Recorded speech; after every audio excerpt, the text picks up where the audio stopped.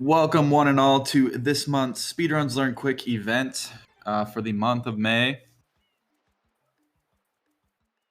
For those of you that are uninitiated among you, Speedruns Learn Quick, what we do is we learn a new speed game each month, and we take 3 weeks to learn to speedrun the game. And then at the end of the month, we have a tournament. So this month, we had the opportunity to learn Super Mario Sunshine, the 20 Shines run.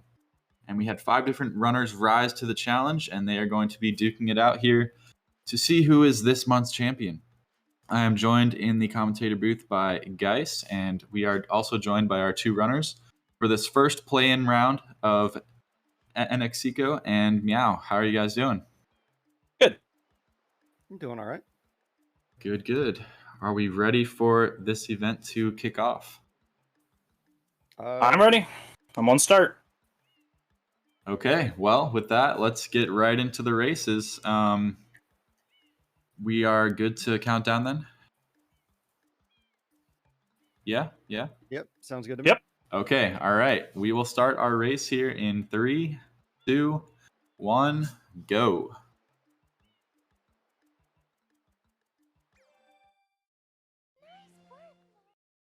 All right. So I am also one of the participants in this tournament, and I've loved learning this run. It's been super fun. I was an SM64 runner before this, but I really enjoyed learning this Super Mario Sunshine run. The goal of this category is to try to get 20 shines as quickly as possible. So we're going to be trying to get 20 of the faster shines in the game. We're not exactly following the world record route here. Because we only have 3 weeks to learn the run, we're using a more beginner route. And some of us, this was our first experience actually with Super Mario Sunshine, so myself would be included in that category. But right off the bat here, both of our runners are going to kill this piranha plant here, and looks like Meow is taking an early lead here. Of course, we still got a lot of run left. Anything can happen, but Seiko just having a little bit of trouble getting those hits in there. But we're both into the Shadow Mario cutscene here. Rasmus, thanks for the good luck. I'm sure our runners appreciate it. So let's see, Meow is going to be out at the cutscene at around 1 minute and 22 seconds. We'll see when Seiko gets out. We can see exactly how big the lead is. Meow's going to be going for a quick kill here on Shadow Mario. Doesn't quite get it. So if you're quick enough, you can get Shadow Mario before he goes around this corner and all this, and it's a quicker path back to the next part. So Meow finally getting the kill there. Seiko also missing the quick kill. So at least they're in the same boat there. But Shadow Mario is going to come over here and sort of paint the entrance for Bianco Hills, which I believe is where both of our runners will be headed next. But before that, we're going to come over here and use a wall clip using this coconut. We're going to see Meow attempt this here to get a shine that's underneath this bell here. So Meow taking his time to set it up and doesn't quite get the clip first stride. Maybe this will be a chance for Seiko to gain some ground here. All right, second attempt, and Meow is through. So Meow does get the wall clip and grabs the first shine. Technically, it's the second shine. So the way this category works is you're allowed to start from a save file that already has the first shine collected and has already sort of done the intro part of the run, which takes a bunch of time, has a lot of cutscenes. So it's allowed to start from a file that already has that completed. So. All right, Seiko. I didn't see if Seiko actually did the wall clip. I guess we'll see when his shine count. Yeah, he did. Oh, okay. Wow, so then Seiko did save some time there. Yeah, Meow lost a fair bit there having to chase Shadow Mario around the plaza. Yeah. Makes sense. All right. So Meow's going to be picking up their first blue coin here. Throughout the run, we're going to be collecting 30 blue coins that we'll trade in at the end of the run for 3 shines. So it's actually, I guess, faster to collect the coins than to collect a different 3 shines.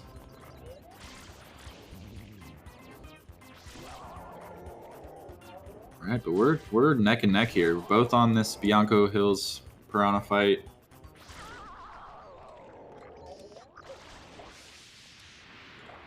Yeah, I think Seiko and Meow had times that were both about 30 seconds apart for their PBs.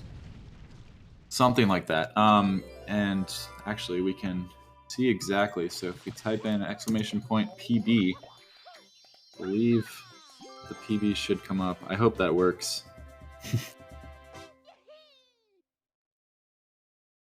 But yeah, I believe their PBs were very close, so it could be anyone's game here. And Nightbot sleeping on the job. Yeah, I guess so. We Might will have to turn that reference on. our leaderboard. Actually, about a minute apart. So Meow's PB was a 34.55, and Seiko's was a 35.58. Interesting. So yeah, still very close though, and obviously they're pretty close right now. They're going to be picking up their second blue coin here. And then one more Piranha fight. This is the second to last Piranha fight they'll do during the run, if I'm remembering correctly. Are correct. Very good. Might have played this game once or twice. Yeah, maybe. Now what we'll look for here is a little bit of an optimization in time management, where as Meow's done, he can back up and take care of the second phase of this Piranha Plant.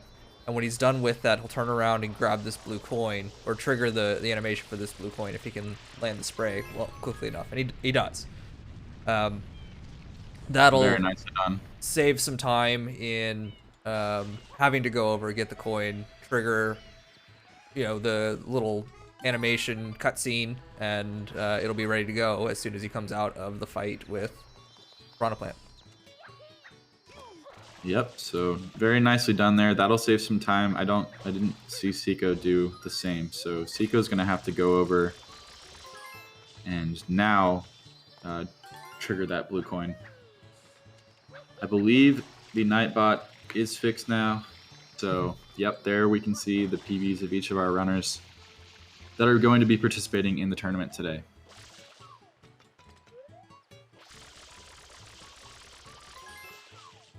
So yeah, we just have some blue coin routing on the way to the Chuckster here. Yeah, I was just about to get to. The Chuckster can be very weird. If you talk to him at a weird angle, I'm pretty sure it's the angle that you talk to him, but he can actually not throw you into the room that you're trying to get thrown into, which can be really annoying and kind of kill your run at times.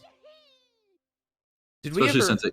Sorry, go ahead. Yeah, I was just asking if we ever got confirmation if that was an emulator-specific thing, or if that can happen on console too.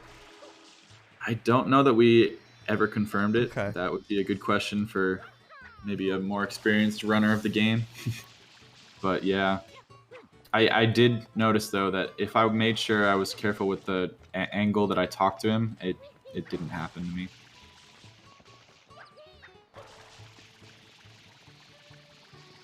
All right, now going for the Bell Shine now. And this one can be a little bit finicky, but it looks like now got a good position here. Spray the bell.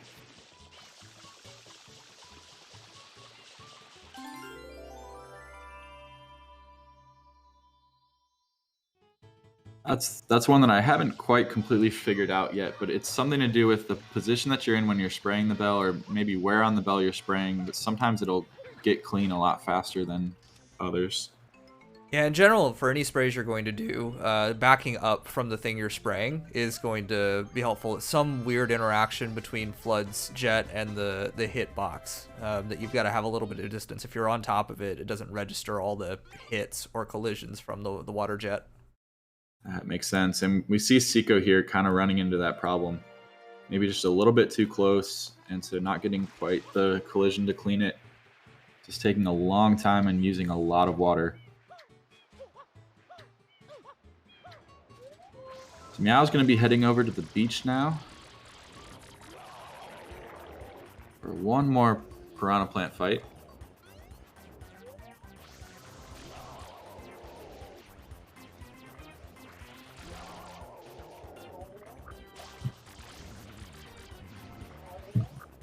And this is actually a fight that I will not be doing in the route that I will be doing for my races, but we'll wait until we get there to talk about that, I guess.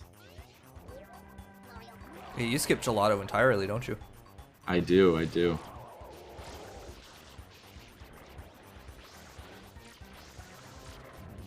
Seiko will be joining Meow over at the beach, just a little bit behind, about half a Piranha fight behind.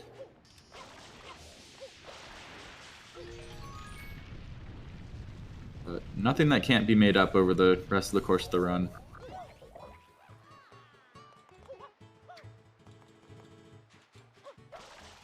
We're probably looking at a runtime of just over 30 minutes for these two, so...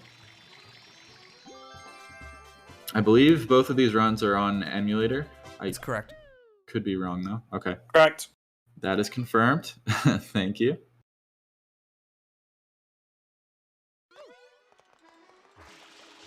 I think most of us are playing on emulator just for convenience.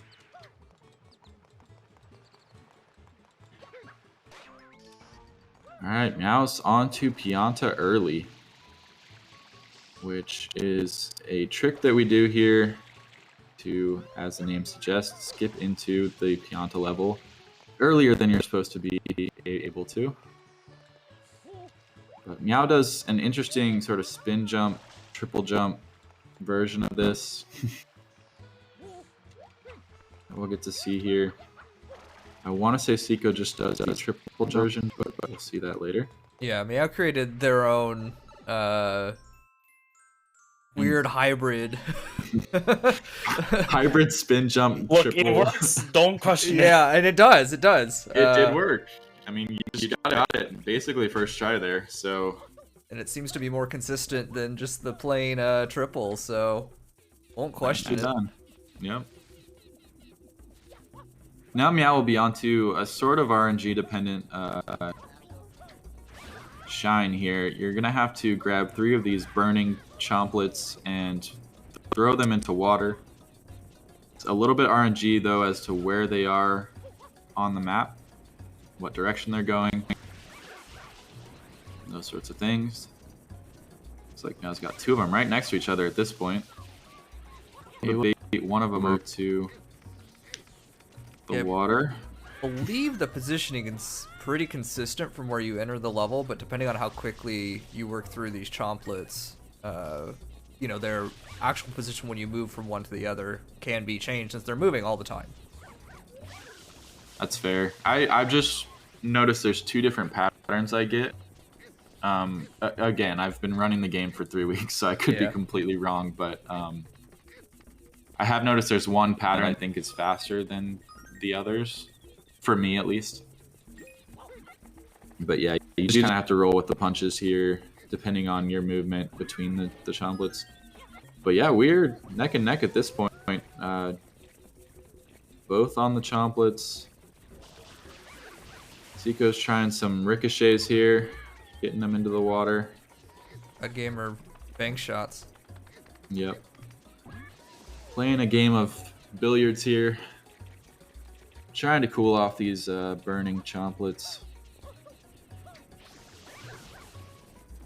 Yeah, I was gonna spray real quick. If you spray just to aggro the chomplet, it'll chase you, and then you can use that to better position for the actual shot.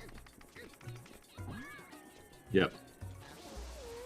Which can be a good strat. Definitely helps you to get into a position where you have a clear shot into the water. The bank shots can work and can be faster in some instances, but they can be kind of hard to predict how it's going to bounce off of different objects. And this chomplet for Seiko going to the absolute farthest and least convenient point on the map it possibly could. Yes. And it looks like the third one is sort of right over there with it, so some bad luck for Seiko here. Meanwhile, Meow dunked his third chomp and ended up with pretty good positioning to hit one of the blue coin spots. This stage pretty dense with blue coins. Yep, we'll be grabbing a lot of blue coins in this stage, that's for sure.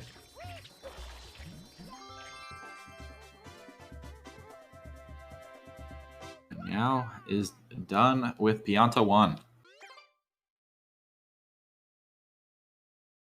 Seiko will finish up here in just a bit. Still has some blue coins to grab. And one more chomplet, I guess.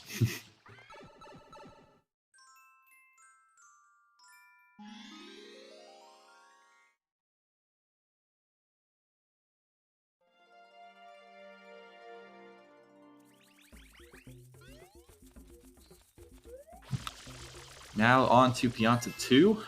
In this, of course, we will be racing a character to the top of a palm tree, sort of at the edge of the map.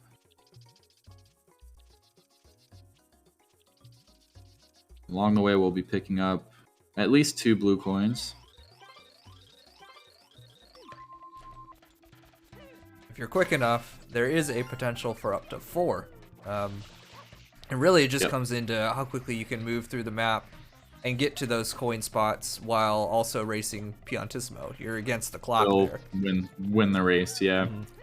So I'll be going for 3. I don't think I could get 4 though. Yeah, I will attempt a 3rd, and if not, no big. But 2 is basically the bare minimum you need.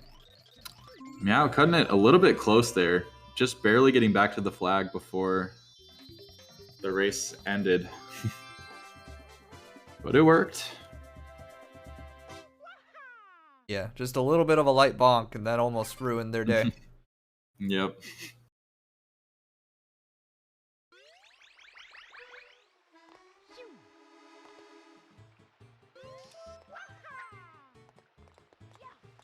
So about a shine apart now for the two of them as Seiko grabs the Pianta 1 shine. Pianta 3 is a pretty hard stage. Even the easy strat has a lot of things that can go wrong in it. Basically, in this stage, you've lost Flood, you've lost the ability to spray water, and you're on your own as you navigate a level full of lava. And it's just a hard stage to do quickly. At the beginner stages, which we're all definitely beginners at this point. Meow's going to try to ride this fence here across the lava and then jump onto the tree at the right time. Oh, that was close. Barely missing the lava there. And then from the top of this tree, we're going to jump down into the area where we will eventually be getting this shine.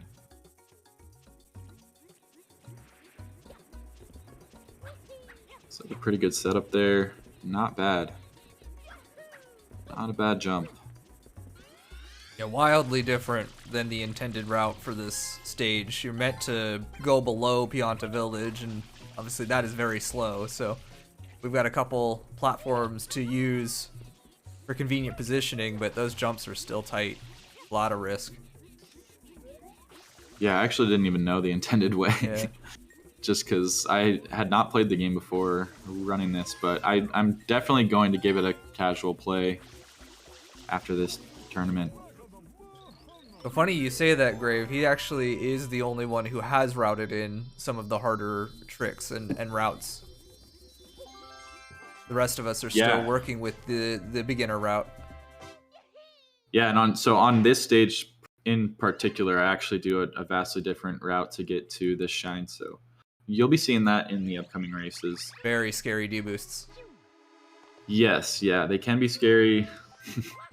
Hopefully it all goes well for me, though. It does save time if you do it quickly, so. Seiko stepping into Pianta 3 himself. Still about a shine apart. And still anybody's race. This is close enough. There's still enough left in this run that could trip up either runner. I would agree for sure. As Meow here is going to be having a fight against these boxes here. I don't know what the boxes did to Meow, but I'm gonna make him pay. One at a time. For my cat. Oh, and Seiko falling into the lava. That is going to be very rough. So falling into lava in this game, it's not like Super Mario 64 where you actually have some control of the character. You pretty much lose all control of your character and are just at the mercy of the lava. Sometimes you get lucky and it bounces you back up onto the ledge, but not usually. It's not something you can reliably count on. Yeah. So that's going to be a major time loss. Yeah, that'll cost about 1:20.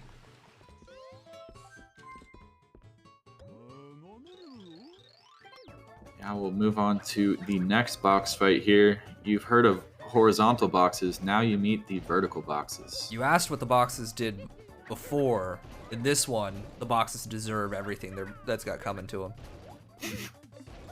Fair enough.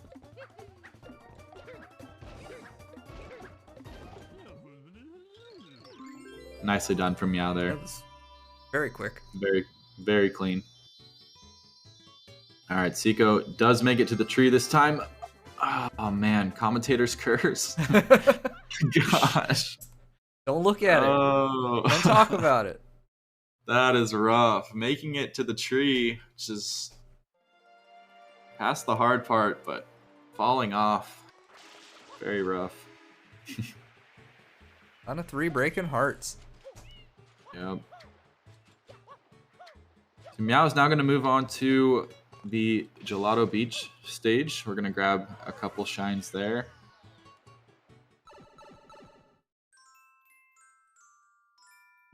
And not too hard of a stage. I guess the second shine has some opportunities for death, but you're not going to lose as much time dying to that stage as you would to Pianta 3 here.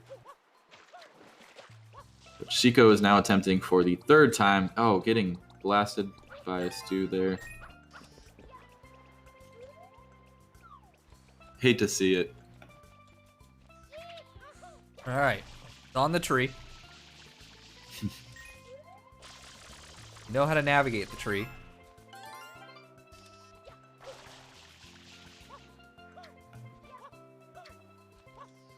Oh.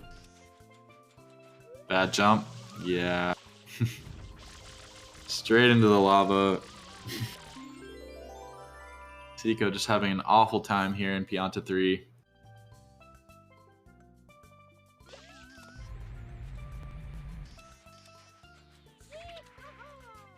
Meanwhile, Meow is just cruising through Gelato Beach, heading up to the first shine here.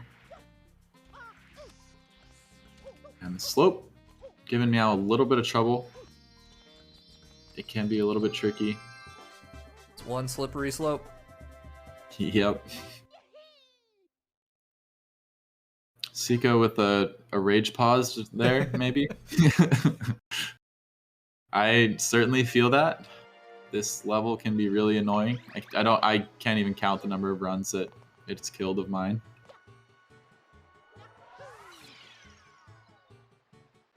But like I said, even the beginner strat is not necessarily easy.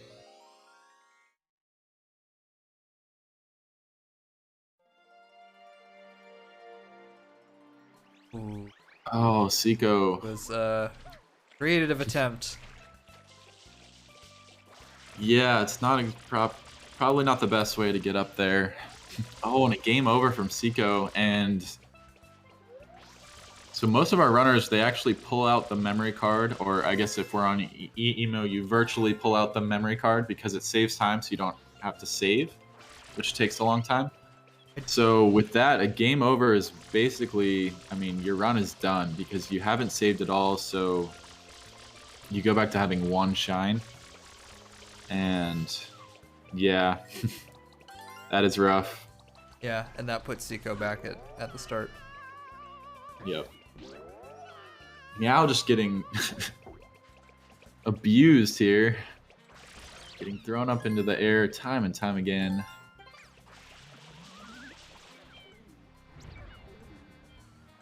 Alright.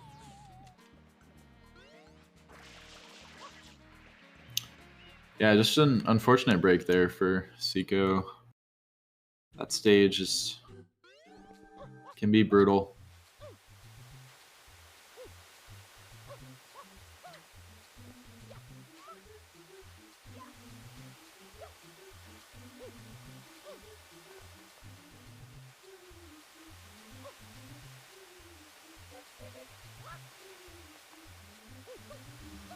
Now going through the Gelato Secret stage. It's a stage that's not too hard if you just sort of walk and jump, but if you make any movement mistakes, it can be deadly. But getting through it without too much of an issue.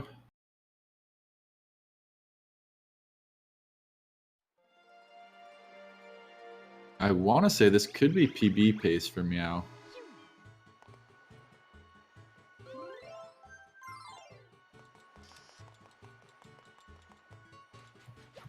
So, yeah, we'll probably finish it out here, despite the race basically being over with the game over from Seiko. but it'd be dope to see a PB here from Meow. So Meow's PB is a 34.55. Yeah, this is gonna be low 30s if they keep on pace. Yeah, so definitely some major PB potential here, which will feel good going into the next round. Knowing that you're playing very well, enough to PB in your first race.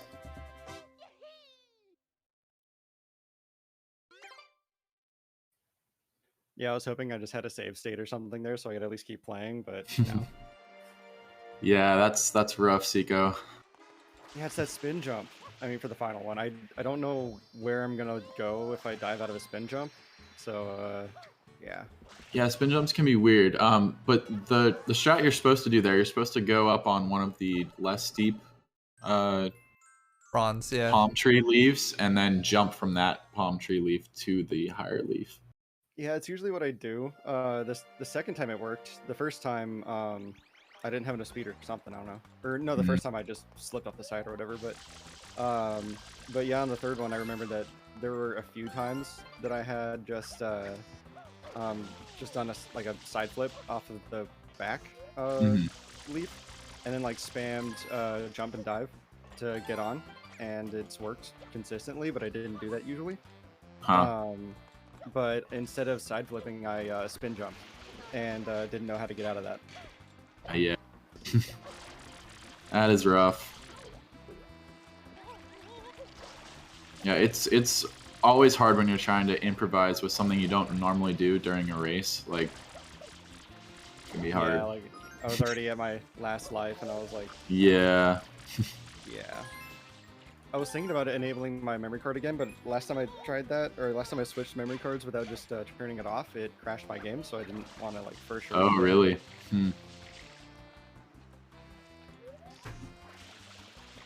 Meow landing on the gate to the sub there. That's an interesting strat.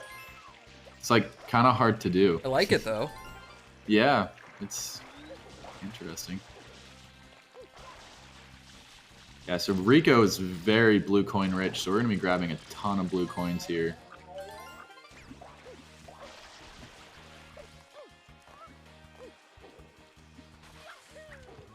As we see the stream drop out from Seiko.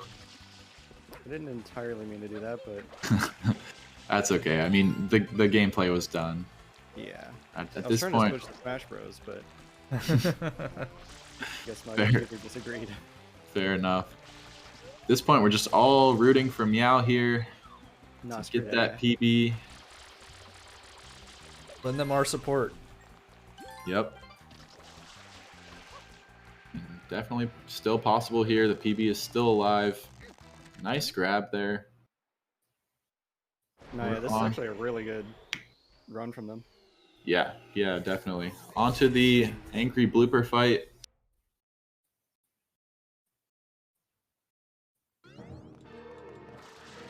Do we know what their splits are at right Not now? We don't. exactly. We don't have the full splits. So they're ahead. Because it is green. That does make sense, yeah. But yeah. I don't have my splits up. Oh. Okay, so it's going to be green no matter what then. Yeah. That's okay though. That sure is one way to PB, yeah. Yeah. I mean, but just thinking about it though, we've got 2 shines left, and with a PB of 34.55, 2 shines are not going to take 6 minutes, I would think. So we'll see how it goes here. This is Rico 1, right? That was Rico 1, yep. So we've just got the blooper race and About a half minute ahead. the cage match left. Okay, cool. Solid.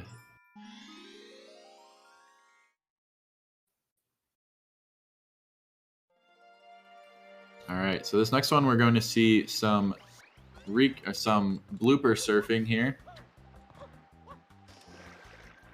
Ooh, falling off the logs. That's okay.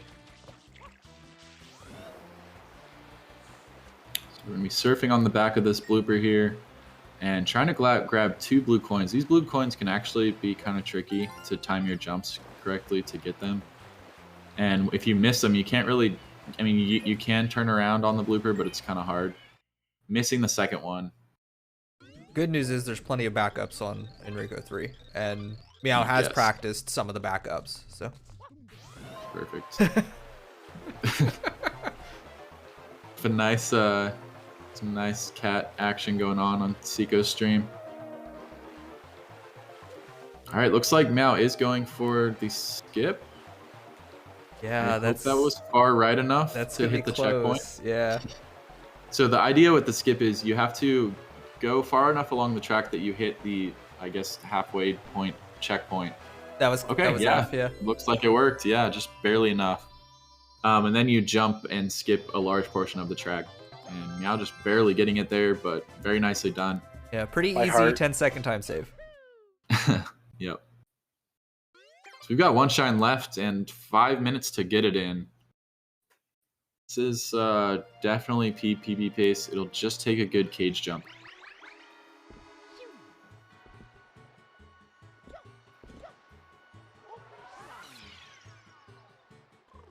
So the idea between this or behind this last shine here is you're supposed to grab this rocket nozzle attachment that will allow you to jump higher to grab the bottom of this cage that we see in this opening cutscene here. But with a well-timed jump and hover, you can get there without the attachment. And so Meow will need a first try. If they remember to use the right nozzle.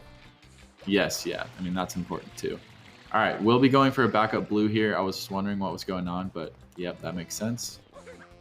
We did miss the blue in the blooper race. All right, now we're going to be going for that cage jump. We'll pray for a good cage jump here for Meow. It will be the difference between PB and not PBing. So Real tidy side flips. Yep. Oh, just a little bit too soon there, but makes it back up to the platform. So nice. Just attempt it right away. Okay, that looks good. Oh, just barely. And misses the platform. Barely missing it there. It's a tiny bit too early.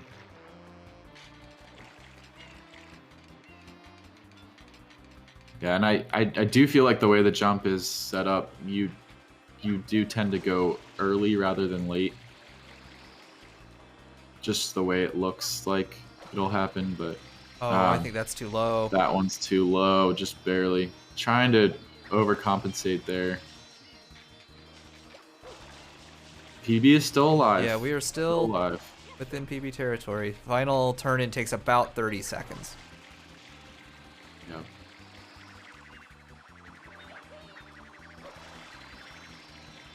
Oh, just too early again and can't make it back. Thinking that was an attempt at a spin jump. Yeah. So I guess the idea between doing the spin jump version is when you spin jump, you fall slower. Is that correct? Correct. Yeah. And so it makes it easier to time in theory. Yep.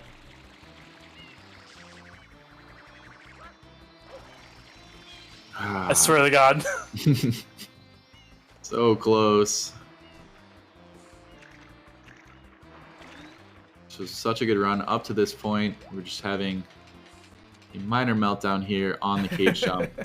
If we can get it here, though, I think PB is still an option. Yeah, by at least a few seconds. Nope. Nope. Maybe. Okay. Yep. I think that'll kill the PB. Really good run, though. Solid performance up to that point. That said, they could still win the race here. Yeah. Yeah. The race could still be won by Meow. This will be good practice for the next race, though. Meow, you know what you need to practice in the off time. Yeah, I know. This is literally my worst trick. I can't ever do it. So the way that I do this trick is I zoom my camera all the way in, and then I have a certain visual cue that I look for when to hover. That one looked like it might have worked. No, that was too high. Oh, It was too high, really? yeah. Okay. Yeah, that one was too high as well. But yeah, I just found it was a lot easier with a visual cue to know where to hover. There it is. All right, so we've got our last shine here. The reason that's the last shine we pick up is because the last 3 shines, as I mentioned earlier, are going to be purchased in the shop with the 30 blue coins that we've been collecting throughout this route. So the last part of the run is just going and buying those last 3 shines.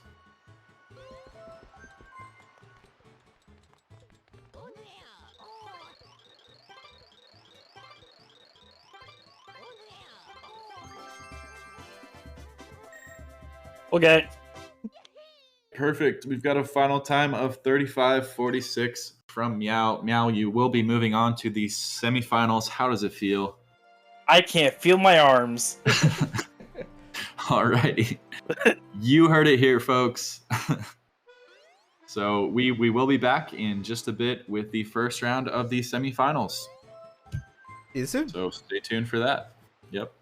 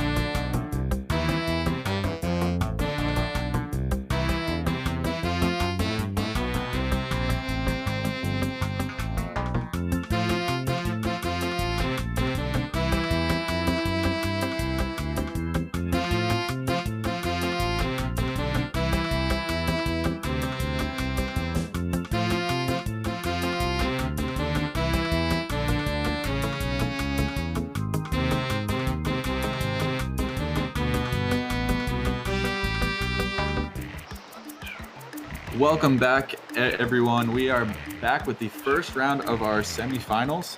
This round is going to be between Geis, who is our number 2 seed, and Bulbs, who is our number 3 seed. The way that the seedings work, by the way, for these tournaments is the runners will try to get the best PB they can in the 3-week period leading up to the tournament, and your tournament seed is based on your PB that you were able to get. So Geis did have a sub-30 PB, meanwhile Bulbs has around a 33-minute PB. But we'll see what happens here. It looks like we need to fix the feed for Bulbs, but we will get that sorted out here. It wouldn't be an SLQ event. Yes. It seems like we always have some sort of... Disconnected, reconnected. I think it'll try to reconnect in a second. Okay, he said reconnection successful. Sweet. Fingers crossed. There we go. Yep, there it is. Yeah. We got it. Right. So yeah, looking forward to this race. Bulbs actually had a really rapid progress in learning this run. Actually learned it in the past 2 days. We had 3 weeks to learn the run. Bulbs managed to compress that down into like 2 days. 3 days. Yep. So, but very quickly dropped the time and managed to move up 2 seeds in the tournament just as on the last day. Super impressive, posting a 33-minute time.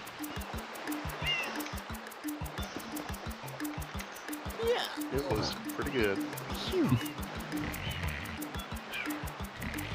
Alright, I think we're good. Okay, awesome. So if both of our runners are ready, we'll head over to the countdown here. By the way, I should mention, with me in the commentary booth, we have the winner of our last race, Meow. Yay! Meow, good to have you with us. Good to be here. Thanks for joining on the comms. Just a second before we start. Okay. I have to do one quick little thing. Alrighty.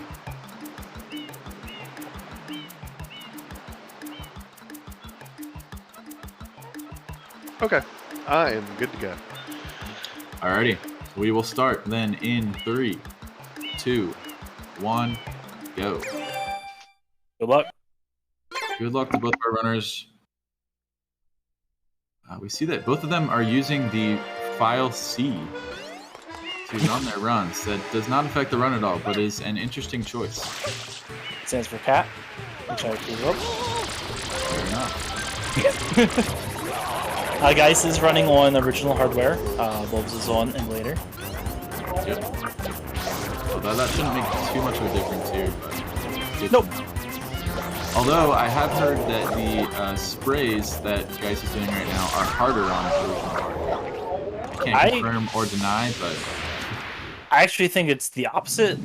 They might be easier, but it entirely depends on like what style you do, how you spam it. Gotcha. I found them fairly easy on emulator. I'm using an Xbox One controller. But Gotcha. clean fights from both of them, though. The Shadow Mario cutscene. I want to say they're really synced up because Geis did actually start a couple seconds before Bulbs. So I guess Geis has a small lead here, but... It's like a second or two, but they're basically neck and neck. Yeah, good starts for both of them. You see if they can get the early Shadow Mario. Yeah, the quick kill saves a bunch of time. I think it's around like 10 seconds, so... Ooh, Geis missing it there. Just barely not fast enough. See if Bulbs has better luck. Looks good from Bulbs. No, nope, Bulbs didn't get it either. Yeah. So they're going to have to wait for Shadow Mario to go all the way around. Bulbs, though, slight optimization here is going to pick up the pepper and throw it to set up the next clip that he's going to be doing. So nice work there from Bulbs. That'll save a few seconds if you can get it quickly. Bulbs. Trigger the Shadow Mario. Okay. Yeah, you have to be near where Shadow Mario stops. There's a stop in the middle of the street and then stop by the statue. Yep, and you also have to be near him in the statue to get the next cutscene, and Bulbs kind of missed both of them. But does have the pepper. Going for the clip here. Oh, doesn't get it first try, though. Guys, did it get it first try, however?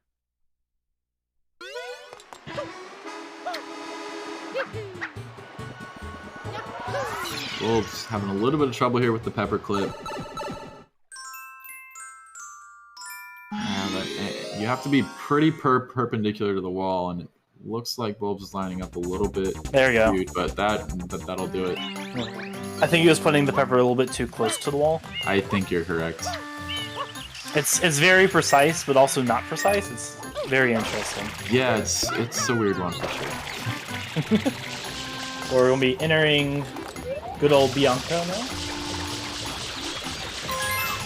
So here they just get the blue coin from the propeller and go over to the piranha plant. Yep, blue coin 1 of 30.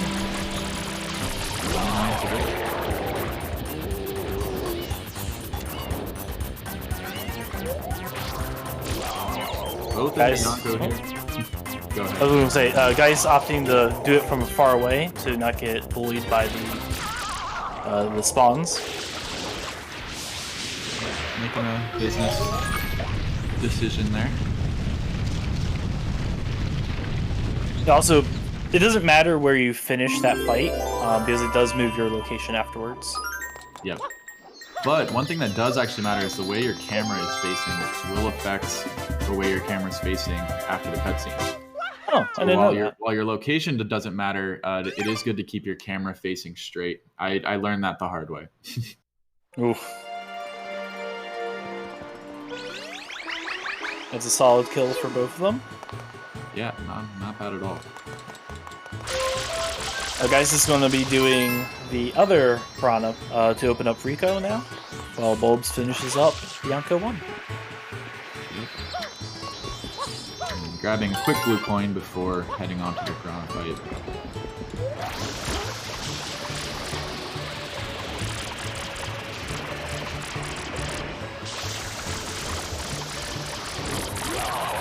Guys having a little bit of trouble spawning the piranha plant there, but does get it eventually. Just had to use a couple sprays. Nice aim right there. Can just spray the piranha plant. Yep. Getting a third one, setting up so you can get the second fight on this side, and then the X behind them get an early blue coin. Yep.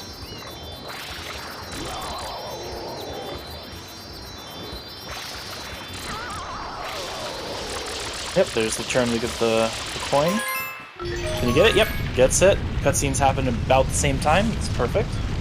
Yep. Manages to spawn the blue coin before that cutscene plays. To save some time, can just go directly to the coin. Very nice. Bulbs opting not to move. Interesting. Yeah, I was just about to say, I'm not sure if Bulbs does that optimization. Which it doesn't lose a ton of time, but it just means that after the fight, you are going to have to move over to the X. You can't just go straight to the blue coin.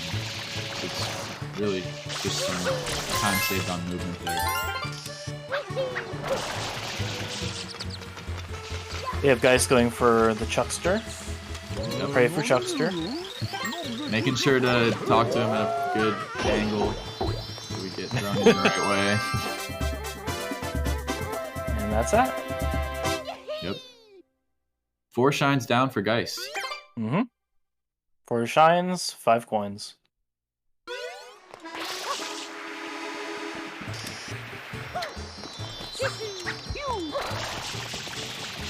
Yeah, I like seeing all the different ways that we use to get up to this bell. Seems like each of us uses a different method.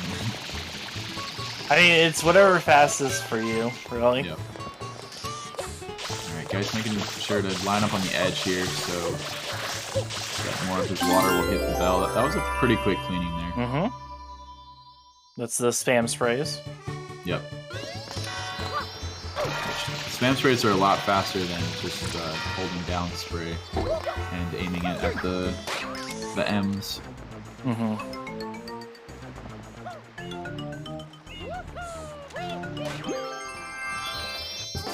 Dice getting the left bell. Yes, he does. Just as Bulbs gets the Chuckster. Yeah, we're exactly 1 shine apart right now.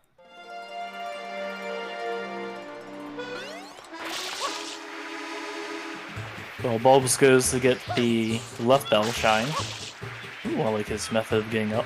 Yeah, some nice wall kicks there, and just side flip cover to get up to the top. Geist is going for the last Piranha Plant.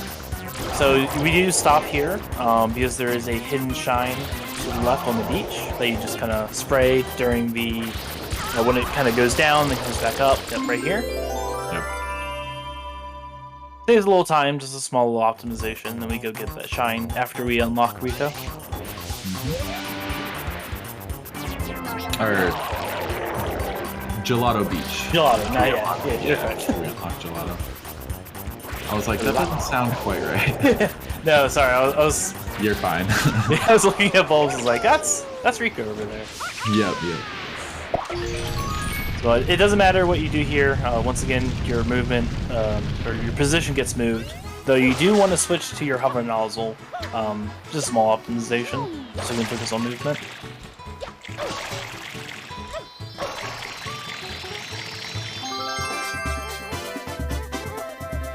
Right. Bulbs is coming over to the Gelato Beach Piranha Plant fight here. He gets to shine early. Interesting. Yeah, that's not going to be as fast, but I mean, do what you're comfortable with, I guess. Yep. And while Bulbs is fighting the Piranha Plant, Geist is going for early piano. Yeah, Piano. Making sure to bump into a wall first, give Mario a nice concussion might help with the skip.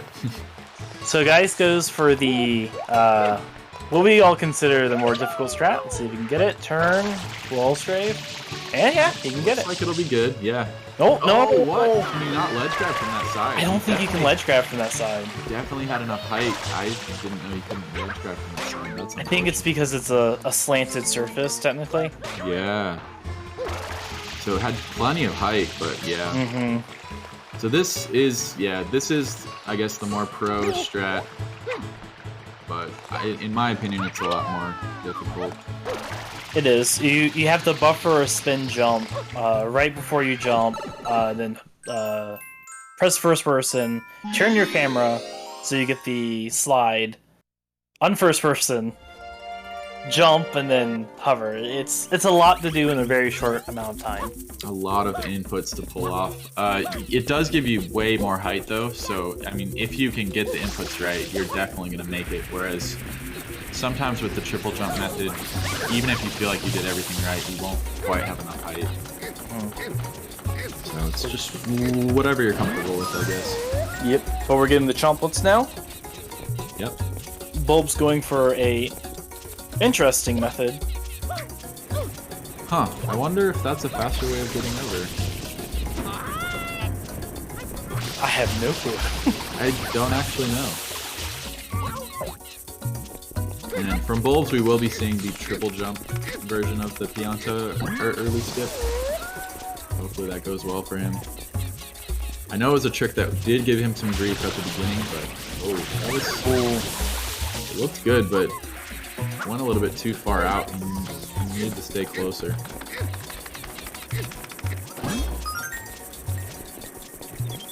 It's good the jump that way so you can have a nice little retry. Yep. That should be good. Yep, it's up. Yeah, that one looks good. Oh, don't fall off. Oh, no. That was so close. That was so close. Yeah, it's definitely the worst when you do all that work to get up there and then you just scuff the movement and fall back down. It's always a scary thing for me. Geist does get all the chomplets and starts getting the blue coins. So they're on the same shine now. Bulb's getting the other pattern, which, good luck. Yeah, this is the pattern that I hate. It's probably not that much harder than the first pattern, it's just I don't know where they are. I prefer the pattern that Bulbs gets. Really? Yeah. Really? Okay. Yeah. Interesting. I actually don't. The pattern that I got, I don't know as well. Yeah. There's at least two patterns. There might be a third, but Bulb's opting to get the anger and try to... Oh, nope. Ends up just washing him off. Gonna throw him in. Guy's finishing up. Has to go right back in for a Piazza 2. Yep. And I just read chat for the first time in a while, and apparently there's a poll going on if I will finally win a tournament. Bet your channel points on it. Yeah. Is I don't it? think is we it for have you? that, but. Oh. Yeah, so for people who don't know, Jake is cursed. He is, of course, the event organizer and has run on, I believe, almost every single race we've done, if not Yeah. all of them, I've been doing this for 2 years now. and has not won a single one. Yes. So It is. many second place finishes, but I've never actually came in first in one of these tournaments. I'm hoping this will be the month, but we'll see. To be seen. Geis is looking pretty strong, so it's definitely not going to be an easy win, that's for sure. Oh, guy's going for the other blue. Yeah. It's He's a little bit risky. slow grabbing it, but we'll see if he can make it back up in time. This movement, I don't know. He's going to have to really hustle. Okay, never mind. Oh! Ooh. That was so sketchy. Okay, you can't Barely get makes the, it. can't get the other blue coin, but that's fine. Yeah, I mean, you can always get it after. And that is what he'll do here. Makes me curious which one he's going to skip. Yeah, I don't know. I'm Trying on to the think side of the which ship, one. Enrico. Oh, okay, that's fair. Okay, yep. That makes sense, because, yeah, having to get in and out of the water. I hate it. Yeah. That's the nice thing about this category, is there are a lot of different routes you can take for small optimizations. If you can get different coins early or faster, or do different strats or different jumps, entirely changes what you can do later on because it's so blue dependent or blue coin dependent. And that's assuming that I don't miss a blue coin somewhere else, right? So. Fact. Yeah, so nice to just have the backup there. Yeah, it for sure is a nice category in that you have lots of options. So if you don't like a particular strat, do a different strat. Or if you don't like a particular shine, you don't have to do it. Lots of options. Alright, this is the shine that gave NX Seiko a lot of trouble. We'll see if Geis has better luck here. It's the fast walk, or run rather. Goes up, jumps over. Very nice. And the last part of it here. A little bit of a leap of faith over the lava. Okay, that looks good. Yep. Doesn't get the high platform, but is safe, so can't complain too much. Yeah, as long as you're not in the lava, you can't complain. Exactly. Wolves with a very clean race there. He had enough time to go up and grab the blue before grabbing the flagpole, but elects to grab the flagpole first just to be safe. Still makes it back in time. That's actually a really, really fast race. Bolts. Yeah. Very fast race. Granted, Geist did grab an extra blue during the race, but I appreciate not having to cut it so close down to the wire Yeah. like Geist did.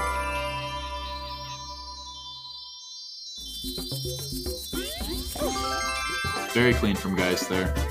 Yep, piano 3, once you get the 2 blues that runners generally get. We'll see Bulbs probably going for the same things. Yep. So from here, Geist is going into the box games. Yep, we'll have a short boxing match here. Barely missing the box. Or barely hitting it. Making rather. it, yeah.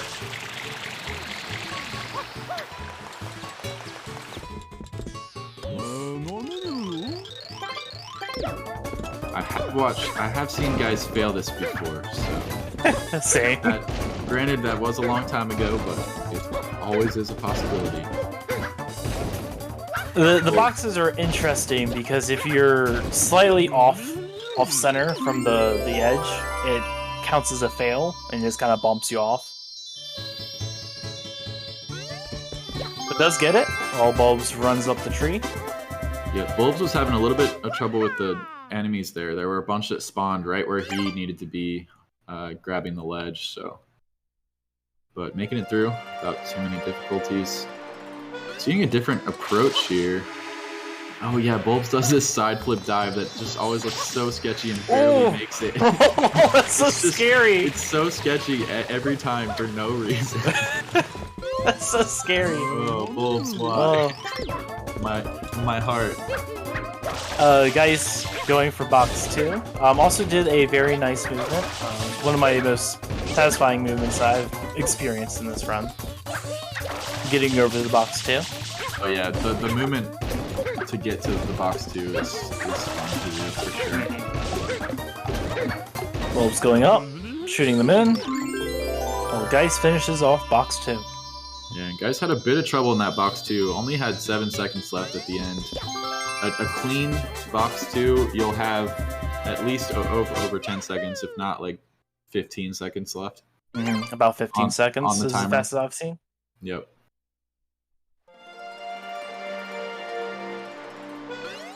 Yeah, I opted to take it a little bit slower just to make sure I didn't fail it. Guys going for gelato now. Yep. So we're basically 2 box fights away at this point for Bulbs. And Bulbs, so there is a pretty big difference in the PBs here between our 2 runners. So Bulb's just trying to keep it as close as he can and hoping for some big mistakes from Geist. Fortunately, Geist has been pretty consistent so far. Guys going for the 2 blues first off, growing a tree in the meantime. The first blue, and then the second blue is... Right over. Oh, no, you already got the second blue, right? Yeah, he... The first one is in the little...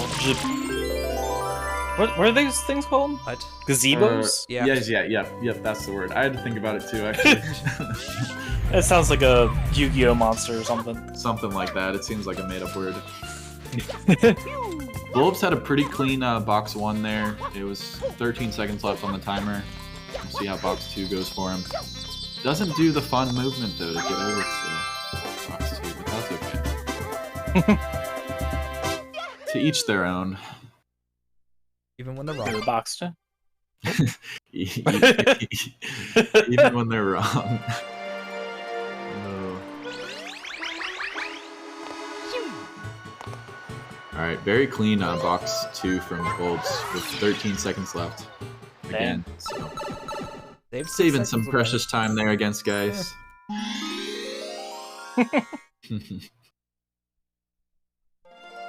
Guys entering That was technically a gold box. gelato 1. Nice work, Bulbs. Lot of 1 part 2. Pretty much. Because we get the hidden shine before doing the actual one. So here we get the 3 blues, 2 in the sand, hidden, and then 1 from the red. Yeah, I'm not sure what those enemies are called. Cataquacks. Cataquacks. That's such a fun name. I don't know why I didn't know that. Oh, I just Oh. got cataquacked. As Geist gets cataquacked up into the air on stuff. They tend to do that. See if they can weave through this. Oh yeah, you got 3 of them in really bad positions. That was sketchy. Zooming on through.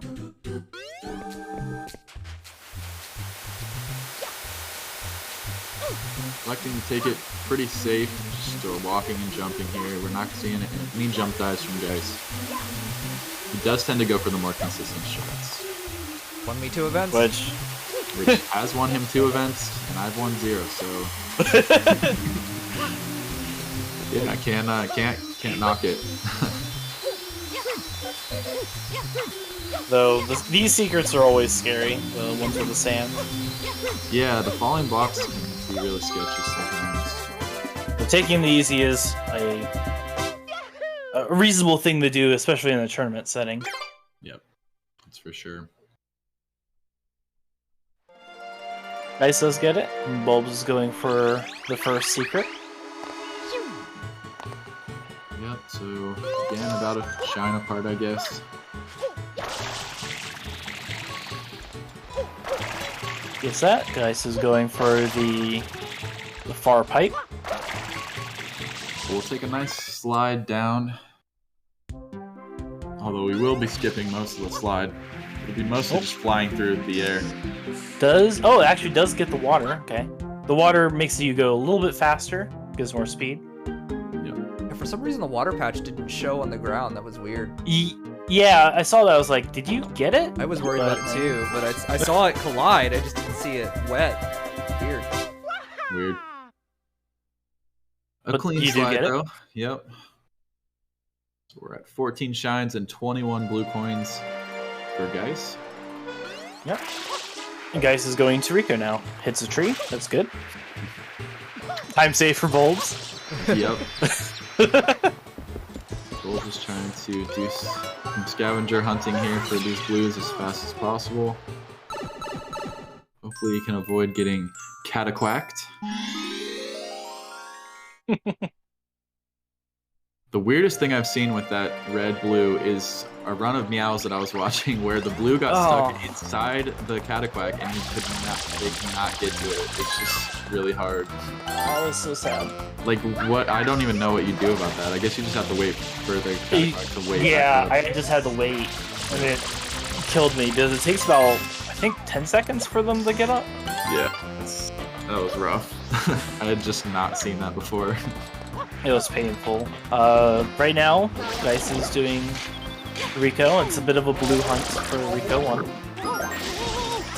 That was a nice, I'm sure that was intentional, but for Geis to spray through the grate before jumping on it. It is intentional. Yeah, that's a cool strat. Thanks. I like that. Oh, no! Bulbs Bulbs gets up. dying. The gelato secret. That's the first time I've dodged Starfish. Or I guess that's not gelato secret. I don't know if It's gelato sandcastle. Beach Pipe Secret, I think it's called. Beach pipe secret. Okay.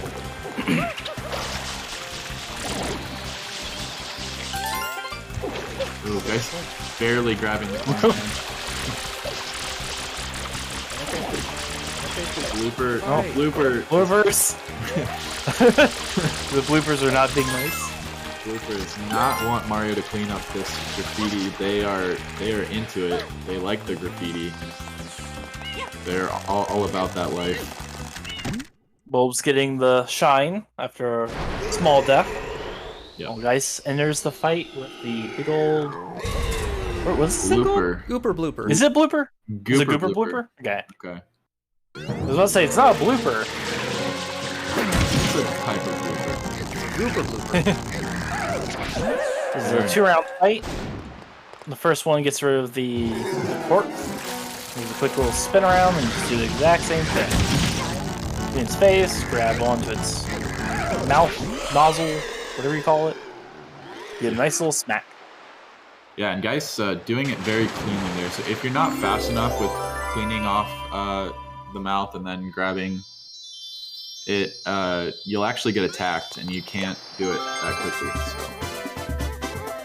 Bulb's getting a. Oh, it's so sketchy. Oh, and then hovering. It's super hard to judge distance. Bulbs, please, my That was heart. possibly the sketchiest way of doing that slide.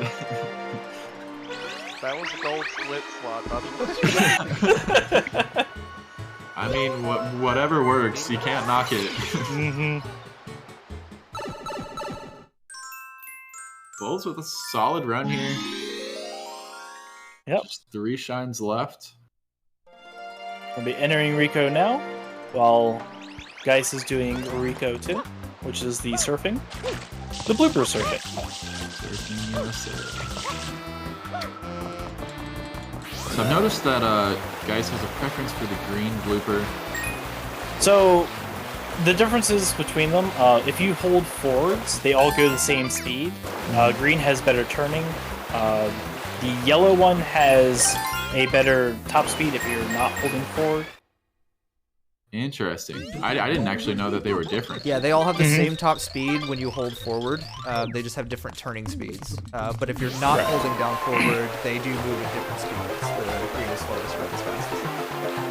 Wow, okay. You learn something new every day. I've just been going for yellow, which I guess has meant that I don't have as good of turning, but... Ooh. Just doing as well. Yep, So Geis was going for the jump, for the skip. It seems about 10 seconds. but it requires you hitting a certain checkpoint before going back and jumping over the wall. You guys missed the checkpoint, unfortunately. Yeah, I got a bad jump onto the ledge.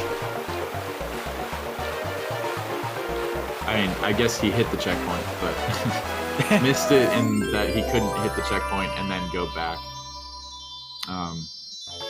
But does finish the race. Yes, finishes the race without dying. That's the important thing. I actually found it was easier to do the skip for me than to finish the race normally. I could not finish the race normally for the life of me. Whereas the skip skips over most of the obstacles that could kill you. So. Maybe if you've been using the green Bulbs. blooper. Bulb's going for You an know, interesting that could be setup, true. though. Yeah, he was trying to triple jump off the box. Didn't Yeah. quite work, but quick backup.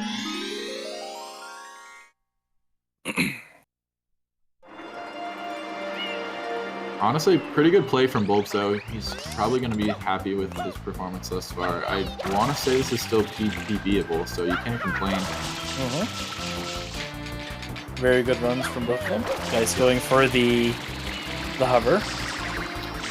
Yeah, we'll see if Geist has better luck than Meow did last race.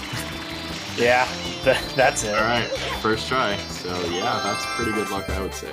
Well, that's Some might Shine. say skill. Shine 17. Yep. So Geist is going to be finishing up with a sub 30 here. Not bad for the semifinals.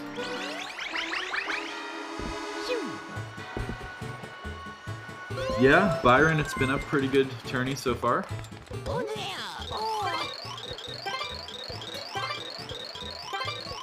This is the turn in, and time. Final time of 29:26 for Geist. Sub 30. Not a bad warm up. Yep. Not bad.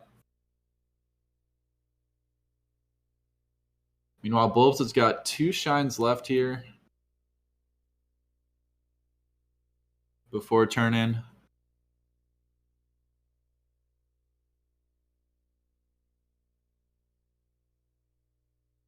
Yep, Geist is about a minute over PB. Which is not bad for a race setting. Yeah, missed. Well, had to do Piana early twice. Didn't get a great pattern in Piana 1. Missed the shortcut in Rico 2. So plenty of opportunity for time save. Yep. Yeah, so it looks like close. everyone's using the green blooper except for me. And I mean, mainly if just it 'cause I works didn't for know. you. Yeah, and I don't think I'll change at this point. You gave me hell in the Mario Odyssey event for not sharing things in my PB, and this one has been in all of our PBs, and you still chose not to use it. Yeah, well, I mean, that's mainly because I just couldn't see the difference. There's no way I would have known that the turning was better. I don't know. All right, Bulb's just going for the race as normal, not even attempting the skip, which, fair enough. If you haven't practiced it. I forgot to do it. Oh, okay. Yeah, that works too. But Bulbs does do a nice optimization here where he jumps over these last 2 turns. So that is definitely the fastest way to do it if you're doing the race normally. I didn't know you could jump over those. Yeah, nicely done. One more small optimization you can do is at the end of the race, if you do a full jump as you're right about to leave the water, you can actually land right on the star when it spawns. I've been doing that just recently in my runs.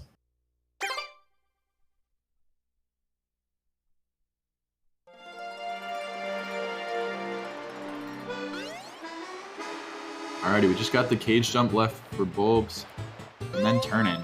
So I'm gonna remind myself here what Bulb's PB is, but I want to say It's 33-17. 33-17. Okay, so that'll be kind of tight, but we'll see. Definitely shave off a couple seconds.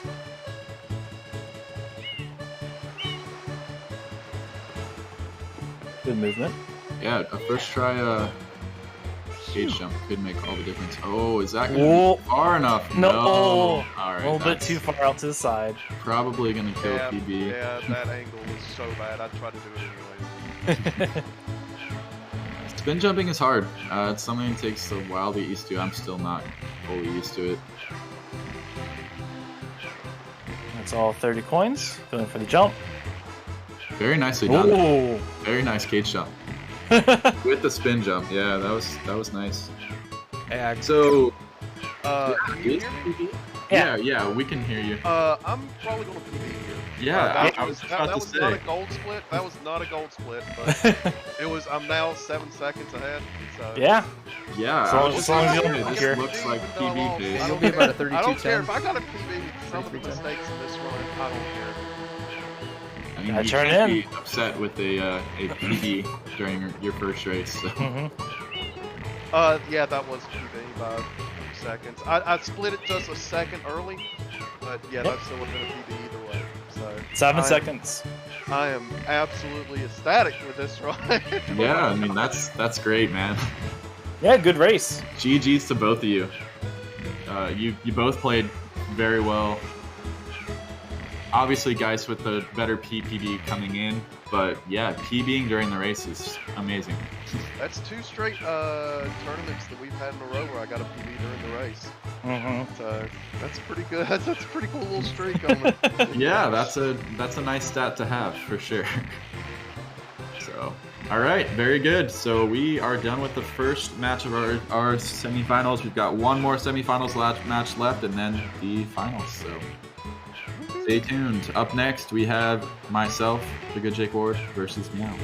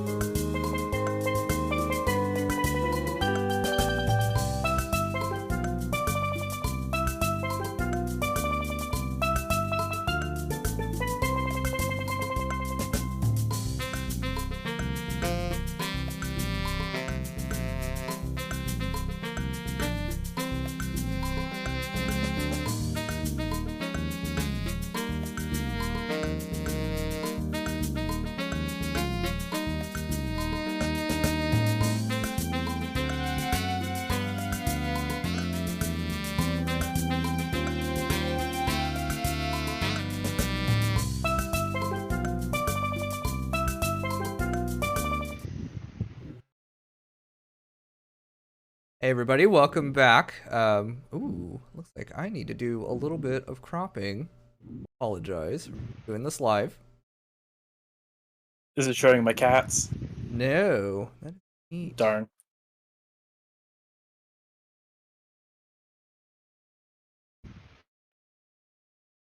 I've got an extra capture of Jake's. Looks like.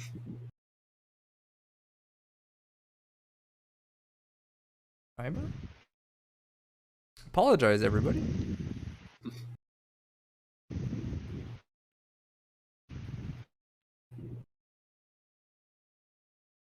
Just means I can stop holding my controller and not make it so sweaty.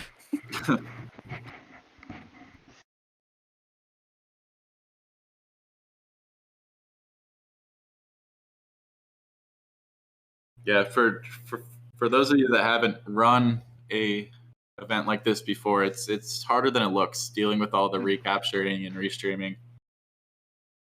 Definitely, there's a lot of moving parts. Yeah, where the heck is your timer?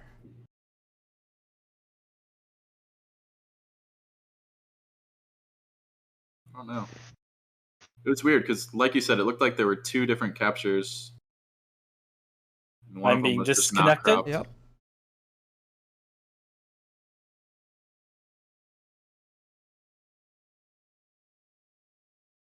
I'm reconnected. This is a professional event, everybody. Mm-hmm. For sure, for sure.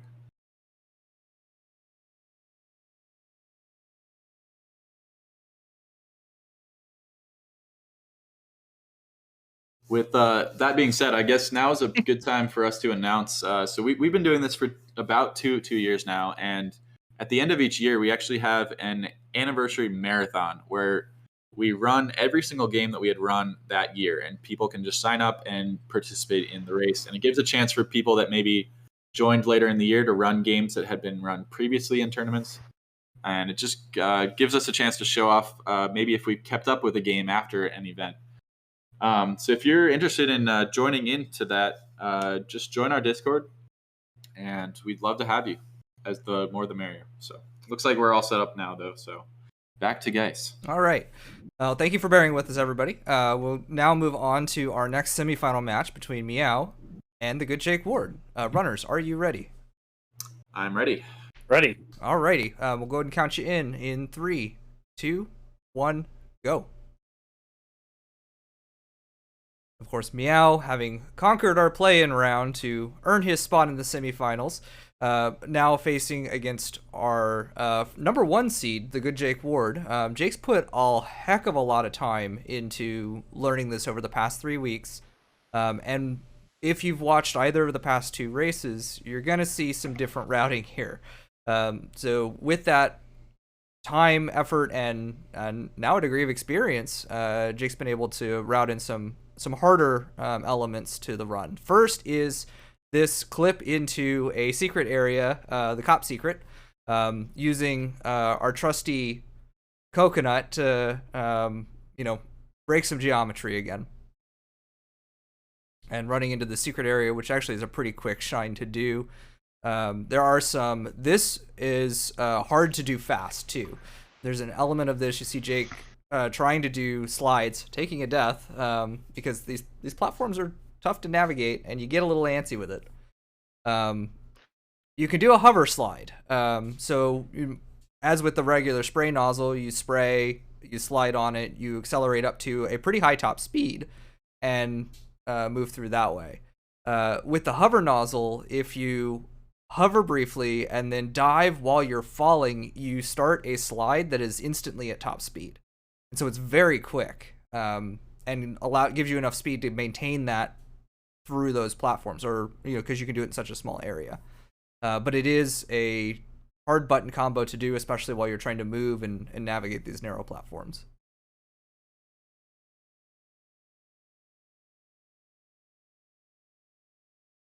Oh, he barely grabbed it, Yeah, I did. but he got it.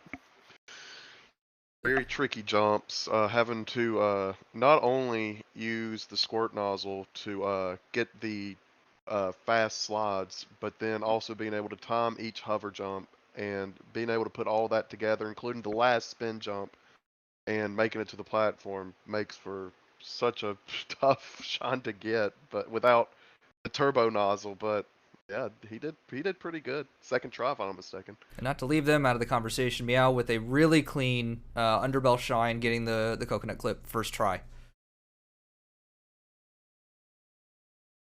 So Jake continuing his route divergence.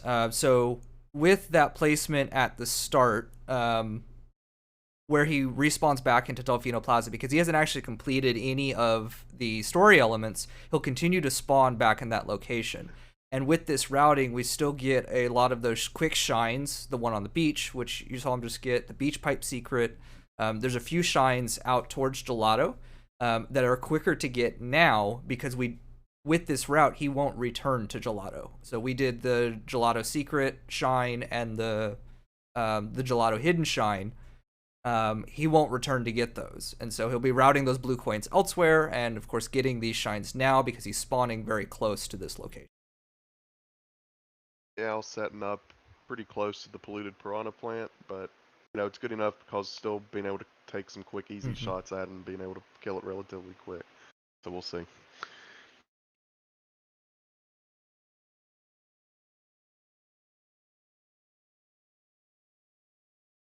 Yeah, Meow with actually some very clean and quick movement through these first couple shines.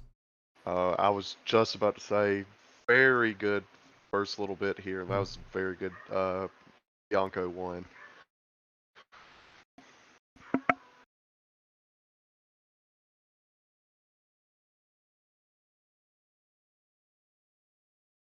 The Jake will now proceed to finally progress the story and take care of this polluted piranha in the middle of Delfino Plaza.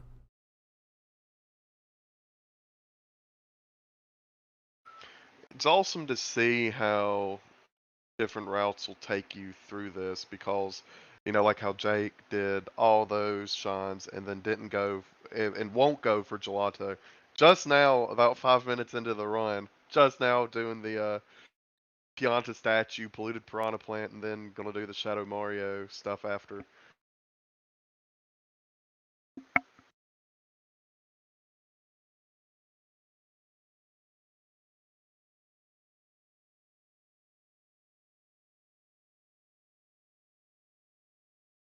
So Meow standing back to take care of this polluted piranha. Enrico going to reposition to be within range of the blue coin spot. Finish off the piranha and hopefully time the generation of that blue coin just before the cutscene. I like this strategy. I had never practiced it, so that's why I didn't do this in my run. But yeah, that will save a good bit of time because if I'm not mistaken, you won't have to watch you'll only see the end of the blue coin cutscene.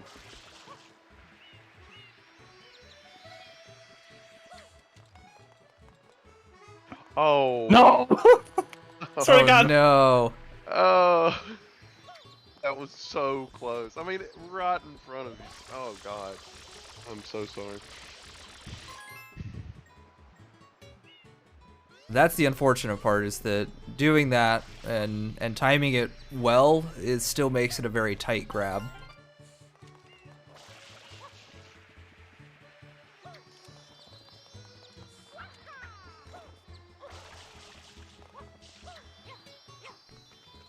We see Jake now setting up for coconut clip into the underbell shine, taking his sweet time to set that up. Perfect. But pays off. And the hardest part of course, this clip is then collecting the shine, as we just saw from our very experienced runner.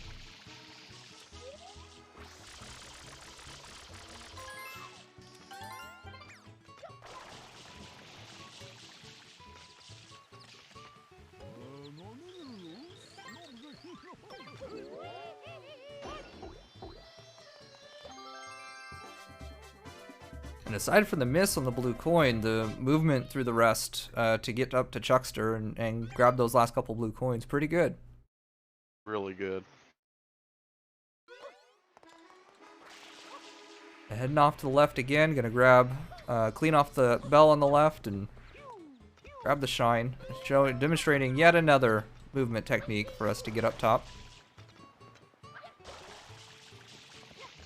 Good job making it up to the top of that tower. Yeah, that's done pretty quickly. Clean movement. Then we'll get a quick bell clean.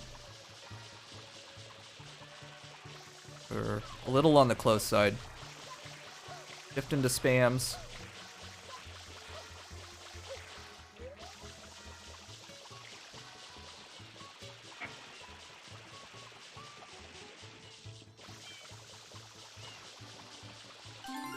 I don't know why it takes me forever to get that. That bell is tricky because there was one time where I think sometimes you have to be at a slight distance because if you're so close to the bell, sometimes it just doesn't seem like the water properly cleans it. And the reason why I think that is because sometimes when I spray like the M's on walls or like the X's near Rico and on the Pianta statue, if I'm too close to it, it seems like it takes longer to clean. Because I guess some of the water just doesn't interact with the hitbox for those properly if you're too close. That's my theory. I'm not sure if that's the case or not, but in my experience, that seems to be the case.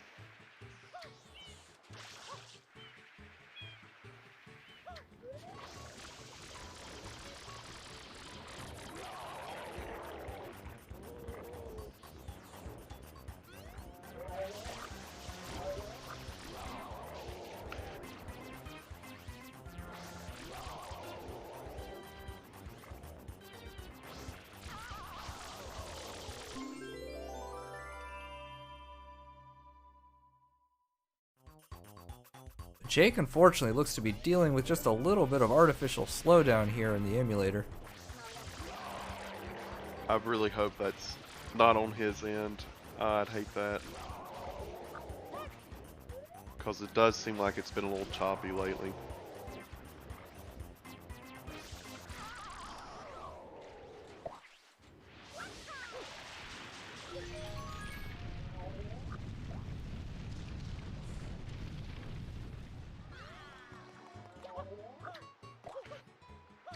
So now we'll get to see another divergence in the routes. You know, Jake was moving through some couple pieces there under Bell Bianco that we've seen already.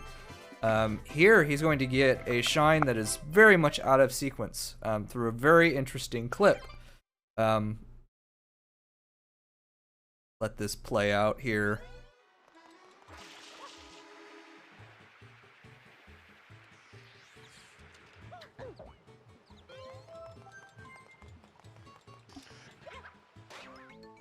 Didn't get it first try. Nope, so not exactly as intended, and that is a very hard series of movements that need to happen for that to line up right. Intended, in the vanilla game, you're intended to clean off the shine gate, and then either, I think it's with Yoshi or with the rocket nozzle, which you don't get until you've achieved a certain number of shines much later, blast up to that shine and grab it.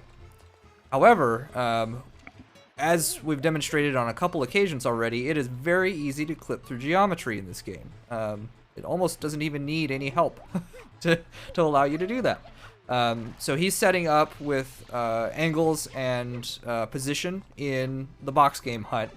At the transition there, there is some geometry and the threshold that with a ground pound where he's got enough downward momentum that he then transitions into that slide for will displace him below Delfino Plaza, below the floor.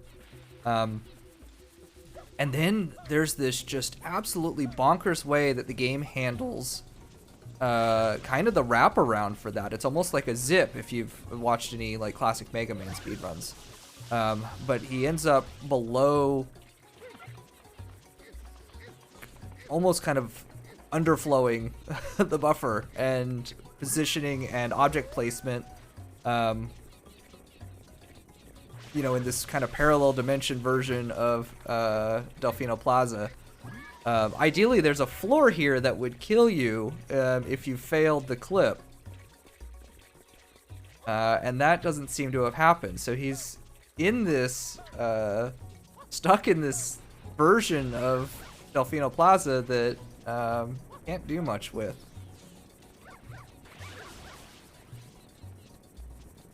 So he's reloaded his memory card. He's going to force a save and probably reload. Yeah, the Shine Gate skip, or whatever you want to call it, is such a difficult trick because not only do you have to enter the box area and clip out of bounds, but when you walk into the box area, you actually teleport high above the rest of Delfino Plaza.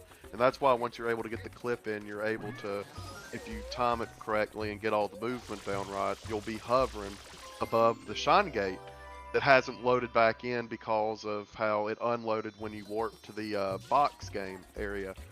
And then you dive straight, after you hover for a bit, you dive straight down onto the star, or the Shine Sprite, and you pick it up. But it's just such a hard sequence of events and movements to be able to get it just anytime.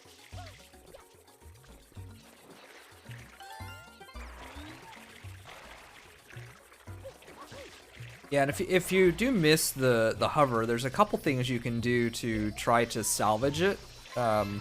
One is because you're at that location in the map, you're right above the entrance to Pianta Village.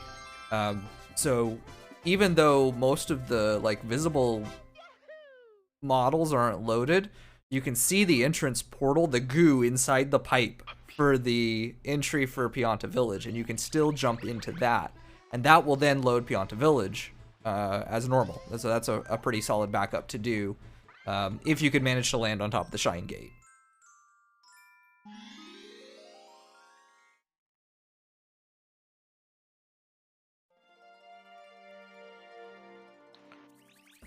Jake, we've only got your settings menu at this stage. I was just about to say, whenever you do that, you'll have to switch back OBS or whatever back to the emulator window.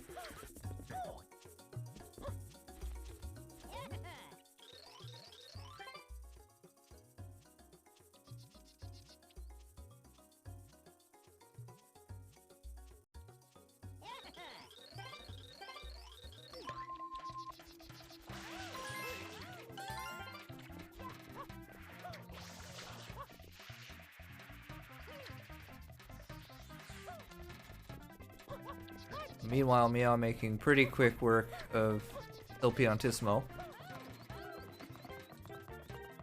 Opting to go for the easier 2 blue coin routing, making it to the platform with ample time.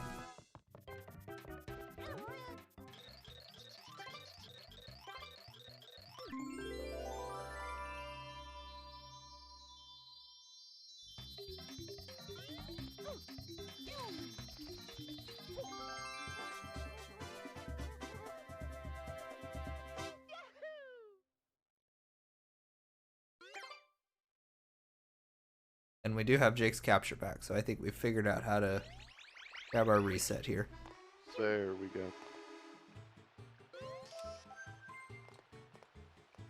Now I gotta put the memory card back in and do all that process again. Yeah, here comes Pianta 3. This one is always a tricky shine, no matter which strategy you go for, whether it's quickly getting to the middle through all the lava or if you use the tree strategy.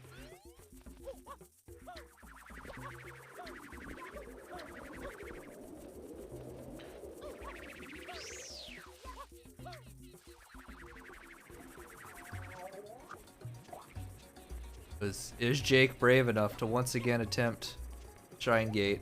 He is. He is. I like it. Good job so far by Meow, getting on the railing and being able to real quickly and then quickly get into the tree, and now on the second leaf already. About to do the jump over to the platform and all of the platforms with the gold mushroom. Yeah, with this, we've talked a lot about some of what Jake's doing, but Meow coming into this race with a much slower PB. We're talking 5 minutes difference, 6 minutes difference between these two runners, but just laying down really good execution on, a safer route. So yeah, while the route itself may be a little bit slower, Meow's running this and running it well, and it looks like it's paying off. Jake did get the Shine Gate skip and is now ready for Pianta early.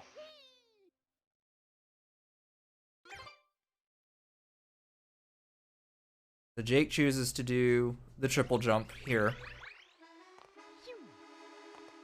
Falling off the Barely missed Shine the Gate. edge of it. Seems like the story of this run is falling off the Shine Gate. More ways than one, too. Yeah, grabbing a blue coin, heading over to box game 1.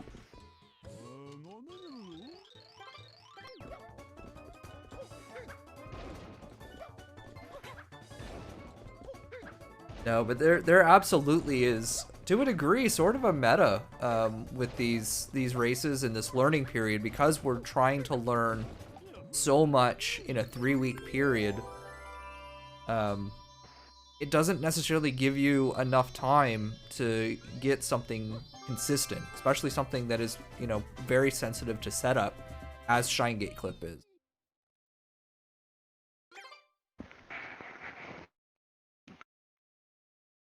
Jake's gonna demonstrate. Sorry, I got my shines mixed up. We're still only in Piana 1. Thinking we were about to see the lava cross.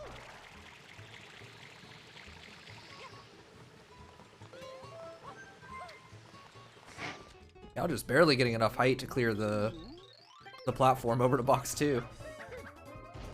Really close on that. Good spin, jump onto the second tower of boxes. Good wall kick off to get back up on the third tower. And somehow I don't think the wall kick was intentional, but it was very well placed and worked out perfectly. It was intentional. I didn't think it would work. Still recovered and had a good box too.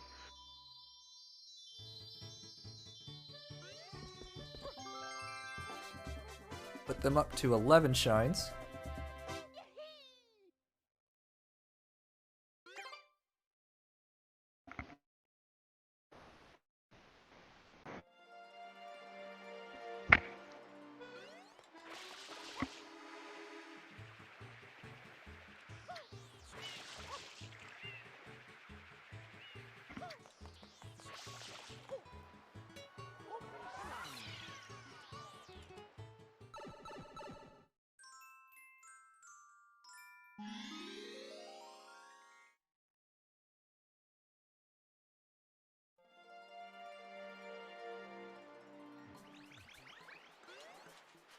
Jake cleaning up Piana 1 now.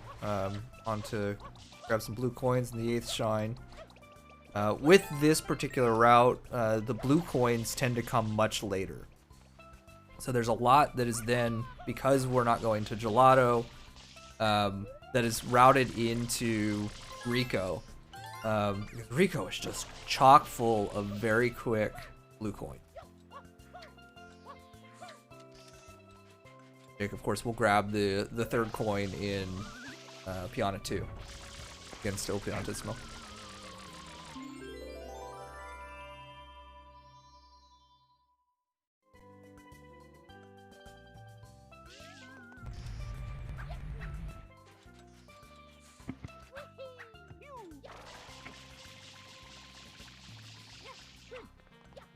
I really like that strategy for the Gelato Secret Shine. Once you spray the Shine Sprite decal on the wall, just doing a side somersault off the wall kicking off, and then hovering around and grabbing the ledge, just making a quick run up to the top. Really like that strategy. I stole it from Jake.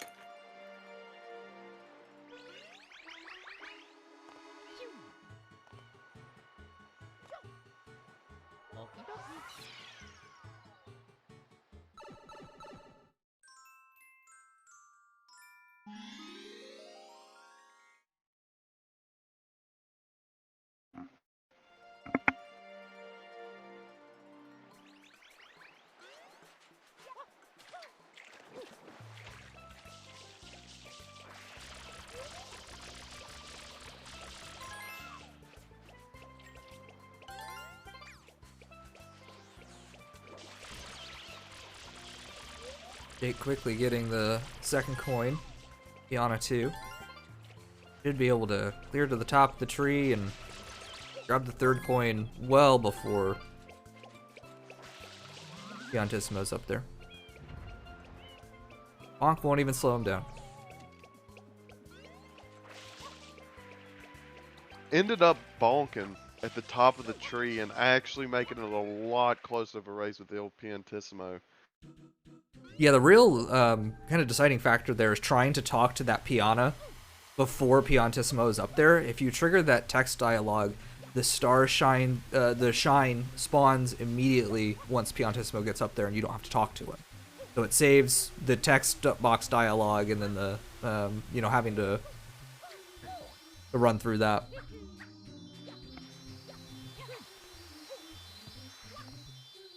Yeah, I'm struggling with some sand blocks. This can be such a tricky set of jumps to make. No matter what kind of jump you make, it's just because there's just the geometry of this is so difficult to be able to get, and then not to mention a lot of the times if your jump just for some reason just isn't high enough for whatever reason, you just absolutely will not grab onto these blocks. Like, I mean, it's some precise amount of jumps and movement together that really makes that actually Gelato 1-star really fun, but really difficult. Yeah, those blocks are actively trying to make you fall off of them. And you're also having to manage your camera at the same time because you're doubling back into a space where if you leave your camera as is, you won't be able to see where you need to go. So you're having to juggle both sticks and your jumps and inputs and making sure that your momentum is right and trying to stay on blocks that do not want you to stay on them.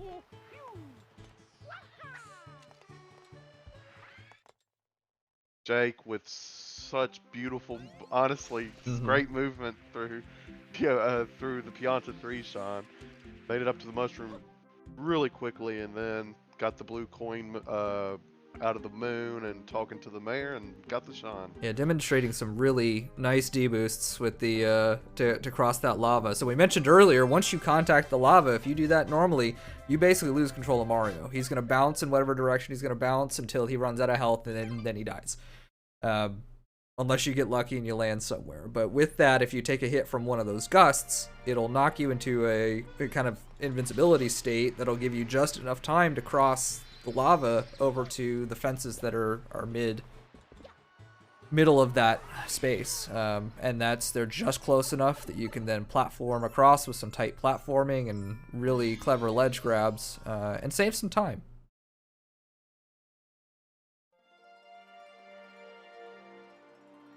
Jake with the rare triple box break.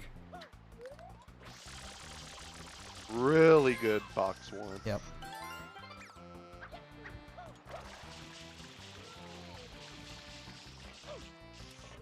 Meow starting their blue coin heist in Rico 1.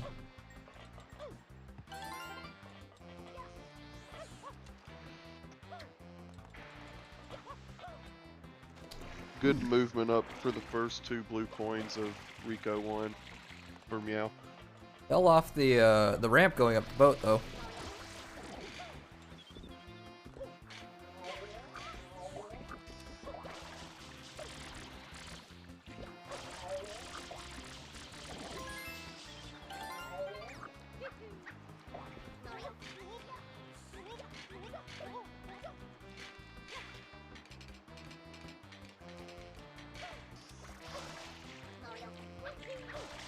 Meow choosing to exit through the panel as opposed to just side flipping out of the ship. But it may help to set up that the ledge stand there more consistently too. So pros and cons.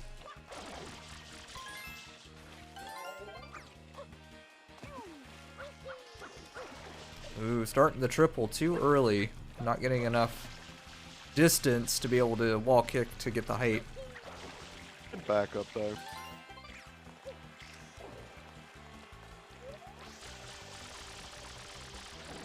Jake now climbing up the tower to be able to hover over to the left bell.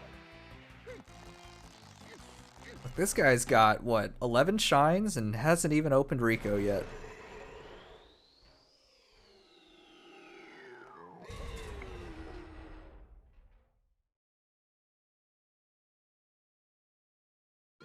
Quick bell clean. Ooh. Meow just a little late on grabbing Gooper Blooper's nose.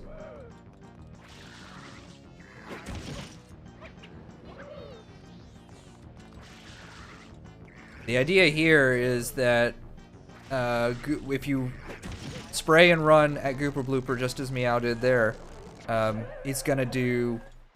Gooper Blooper will do the further out slam, which delays him pulling his tentacles back. Meanwhile, you can just be running at his face, spraying, and really by the time you get to his face, his nose is clean, you can grab it. And if you grab the nose before he raises his tentacles back to pull them back, he won't retaliate as you saw him do in the first phase. And you can do that for both phases. And that's how you get the quick kills on Gooper Blooper. Good Gooper Blooper pot. If you're not fast enough at grabbing the nose before the tentacles are raised, Gooper Blooper will retaliate, and it makes it a much harder fight. It is a fight that you really need proper timing for. But if you just take your time at the beginning of each phase when his face is still dirty from all the goop, and be able to walk up there with a walk-in spray, and then usually his face should be clean, and then he'll start attacking you. Right at the same time, you're able to start grabbing his mouth and being able to pull it back.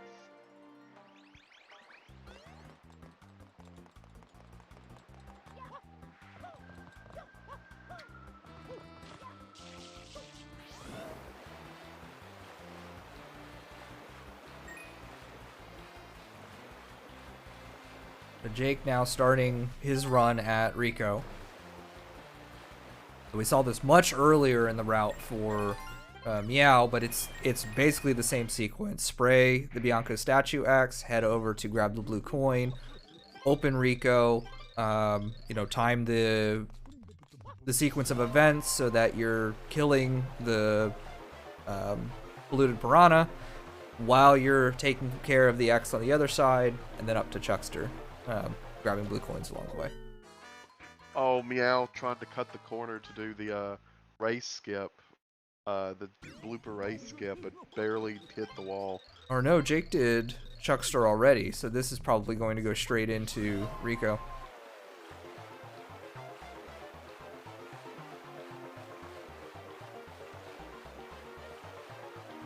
Yeah, that's why I bailed earlier on the... Oof. Not getting good jumps.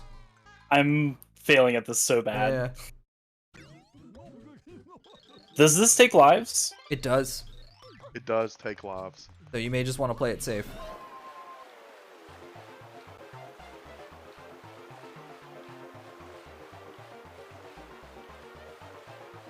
Yeah, that's why I bailed earlier. Oh, Oh, well. Okay. I have no lives left.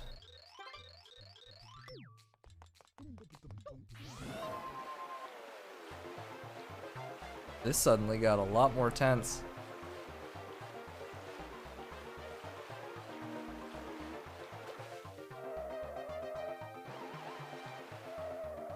that was so close hitting that box Yeah. and sliding back and forth in the water. Oh my god. Blooper race has never had such high stakes.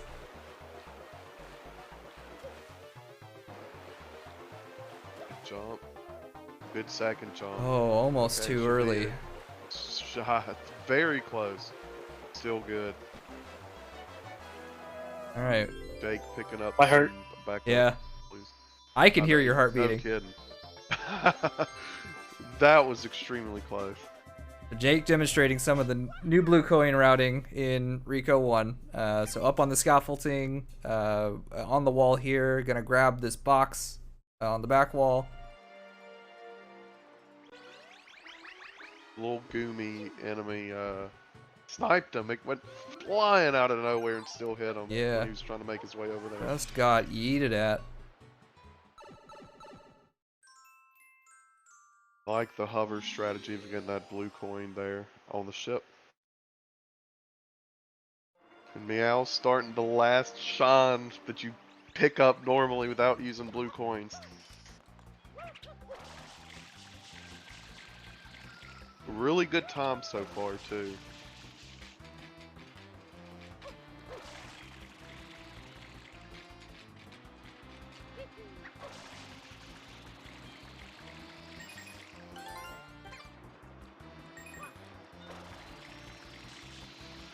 Oh, it started hovering just too early. Oh, but still was able to get back on the crane.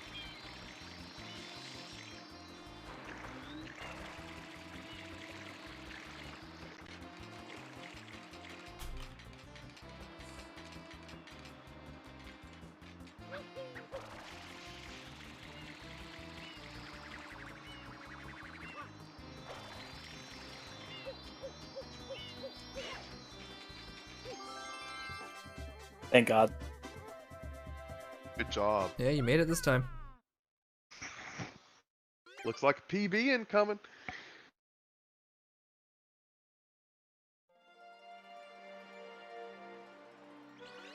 Yeah, this low 34, maybe a 33.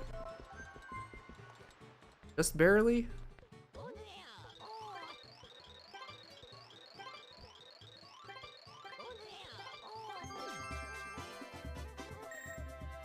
$33. Nice.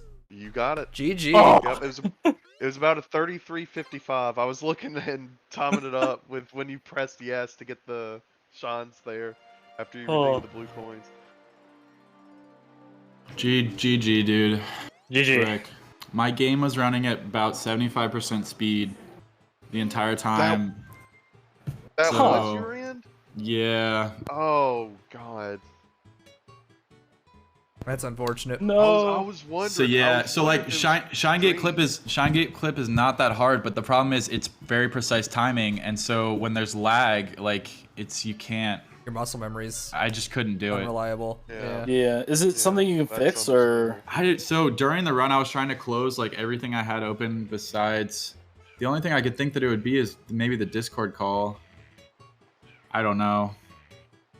Because But I I know mean- you've streamed before when doing it, so it shouldn't I be know OBS. that's the weird thing is when I stream, it's fine, but Yeah. I Yeah, use that's Streamlabs so though. Is weird. Streamlabs Let me lighter than hop in OBS? here. I No. would say OBS Standard would be lighter than Streamlabs. What Yeah. I would say is, if everyone has time, I'd say we redo that one. Let's have Jake restart his computer, close out of Discord, everything, and just have the game in OBS up. Because that was a dirty win. That didn't feel good. I mean, I think we guess, do but happy about it. yeah, I would just I would feel bad though. Like, Meow, you beat me fair and square. Like, Yeah.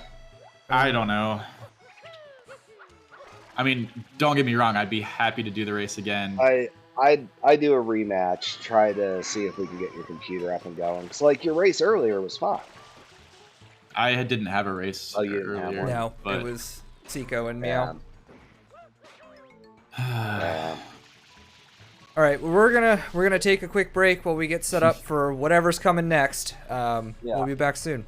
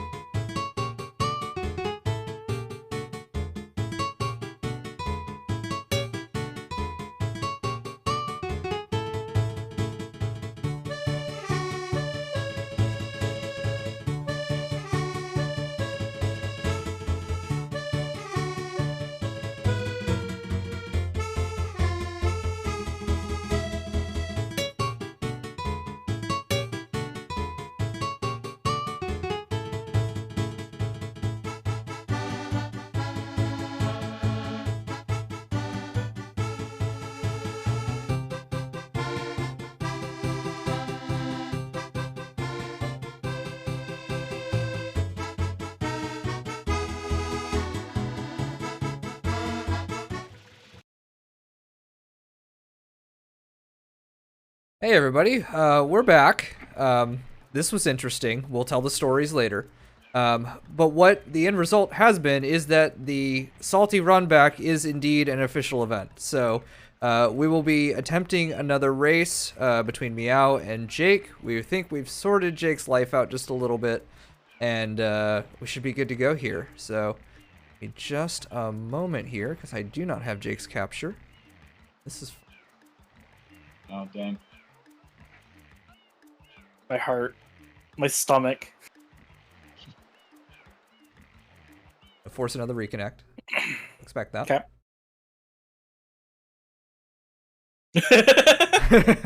I agree. Reconnected? Okay, I've got both of you. Runners, are you ready? Ready. I'm ready. Alrighty, we'll get started in 3, 2, 1, go. Alright, getting this show back on the road. I hope you were taking notes from the first run, because I'm just not going to commentate this one. No, I'm kidding, I'm kidding. Now, it does look like we have Jake running at a much smoother frame rate, so this should be better. I think the excuse we got earlier was that the slower speed messed up Jake's muscle memory for Shine Gate. I guess that's believable. Got the clip first try, too. Yeah, I got something in my eye, you Uh-huh. know. My spleen's killing me a little bit. I don't want to hear it. My Really, stomach he hurts. was just whiny that he didn't warm up and he didn't have a chance to, and so...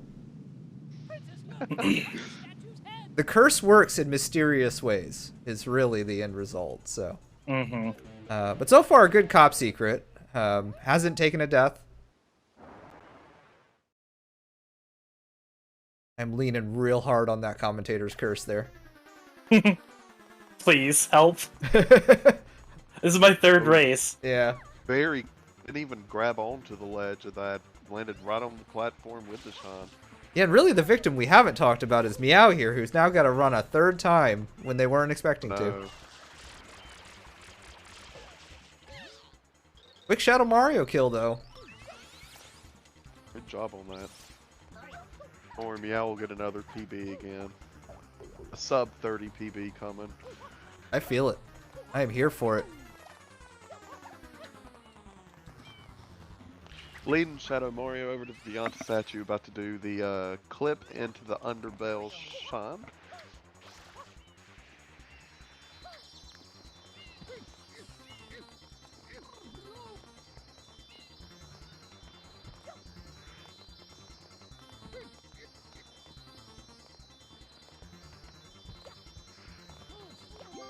Good job on the clip. Thank you. Jake's now heading over toward the islands back behind the Gelato Lighthouse.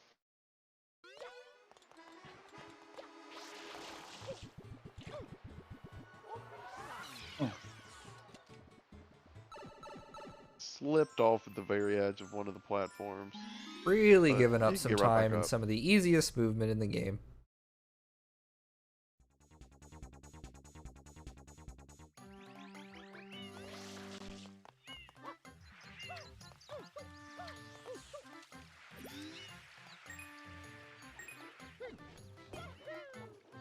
Pretty tame section for both runners at this stage. Just, you know, executing on movement through Bianco and not falling to your death on a slide. Jake with a perfect slide. So far, Meow got the blue coin quickly and is heading right over to the polluted piranha plant.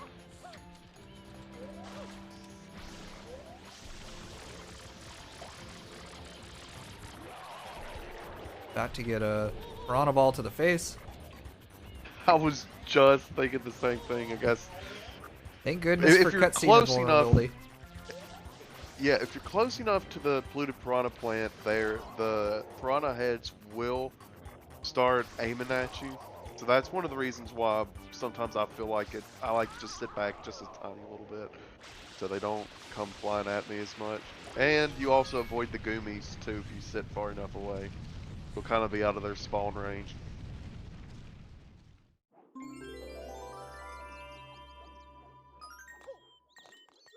Jake deciding to take a bath. It, Bianco won.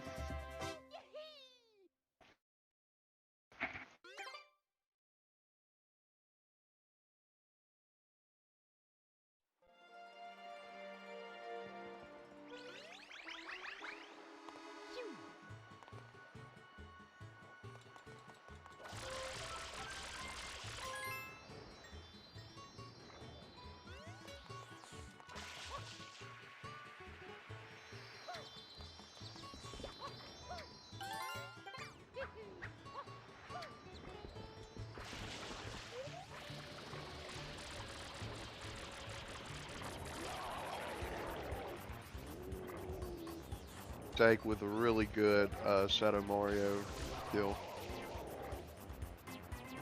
And then Shadow Mario tackles him. Just got bodied. But Jake gets back just in time for the cutscene. Oh my god. No time loss. Meow setting up for the blue coin. Plant, kill. I don't know. There's got to be a name for this. Bianco polluted piranha plant. Maybe. That's the only, or the Rico polluted piranha plant. Something like The that. only thing I can think of. I was looking for something snazzy and catchy while also getting the blue coin. Jake with a pretty quick underbell clip. And Meow makes it to get the blue coin. Wasn't even flashing yet, I don't think. Really Yeah. good job. Beautiful. Getting ready to do the underbell. Oh, Yeah, Meow getting a little there lost. you go. That happened to me yesterday on my PB that I got before today. I'd actually, if I'm not mistaken, I did the Chuckster shine and got some of the blue coins out of order. I'd have to review my bot again, but I was doing, did this section in the completely wrong order. I was still able to. So the good thing about runs like this is even if you do some of the stuff out of order, you can still be able to improvise and work your way to being right back on track. Absolutely. So, simple mistakes won't cost you really too much at all. And I also like the strategy of the Chuckster throw. I don't think I've seen that before, but I've thought that it was going to be completely off. But I don't know if Meow had pressed Y to change the camera on the throw or not. But it looked really cool, and got the shine spot either way, so it worked. A nice little optimization just to make sure that that's consistent. It is such a time loss, and just not only do you have to make your way back up to the Chuckster, but you've got to grab another coin. You have Really to pay. quick bail spray with the spam sprays for Meow. Really good job on that.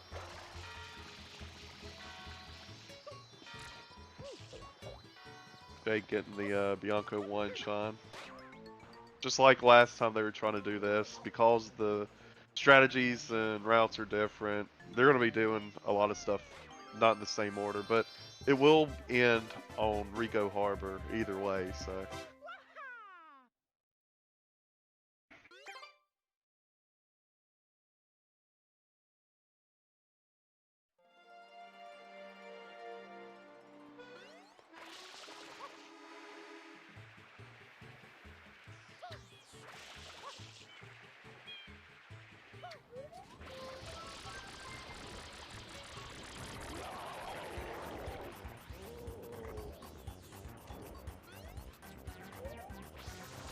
Jake getting ready to attempt Shine Gate again.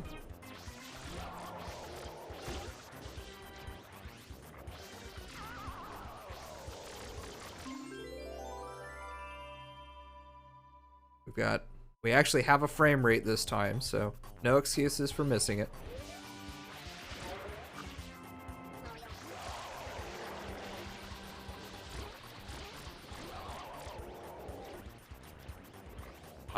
Misses the barely dive. missed it. But still able to do Pianta. Yep. So, Taking advantage really of that good backup we recovery. talked about earlier. yep. So not too bad. Still being able to do this. Yeah, that's only going to lose him a couple seconds. It's, you know, it's resetting, I guess, after he gets out of Piana 1 here. I expect he'll go and attempt again.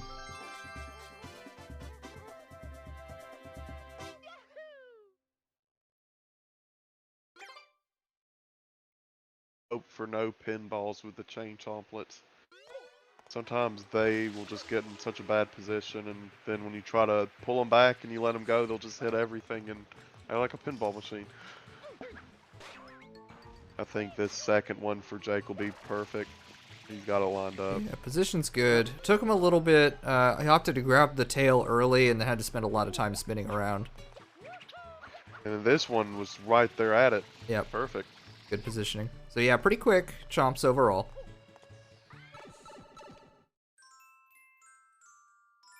I love the backflip into spam spray for that graffiti on the wall. Really good job.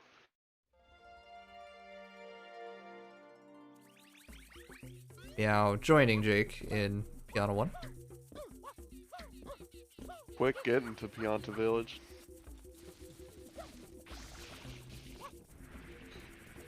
When you first start learning runs like this, for me personally, I know I heard commentary during my run, but the Pianta early, once you learn exactly what you need to do, it becomes much more consistent, but just being able to get to that point is a good challenge. Once you're able to get it, you can usually get it consistently. There's different ways you can do it. You can do a spin jump and change the camera angle. You can do a triple jump. You can do like what Meow does a lot, and do like a double jump in the middle of your jumps to make sure your triple jump has enough momentum and speed and height to get you up there too.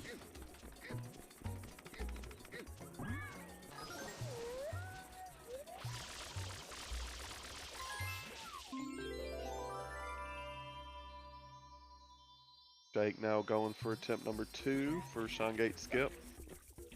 Meow picking up some blue coins before finishing Pianta 1.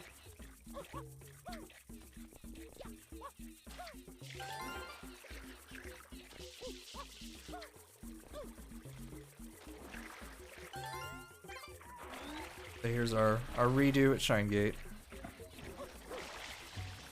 Hovered a little early. Quick reset.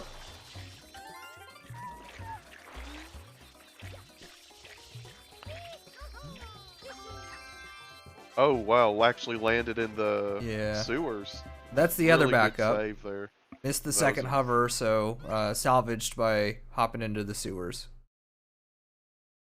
You have just enough time on the kill plane to be able to make that jump.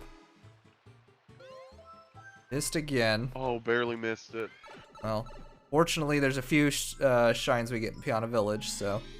Yep. Try it again after this one. And they're both entering Pianta 2 at just about the exact same time. Yeah. I know the order's different, but it's interesting to see how, after you're so far in this run, they're both almost at this exact same moment on the exact same shine. They both start talking to Il Piantissimo at almost the exact same time too. Yep. On our end. That's amazing to see how lined up this is. Yeah, so the actual execution here, you know, Piantissimo is going to do his run however fast he does his run. The difference here is that Meow will only grab 2 coins, while Jake grabs 3, or attempts to. And ideally, they'll both make it up and out of Piana 2 at the same time. Meow had a good race, and it looks like Jake's flying up to the top of the tree too.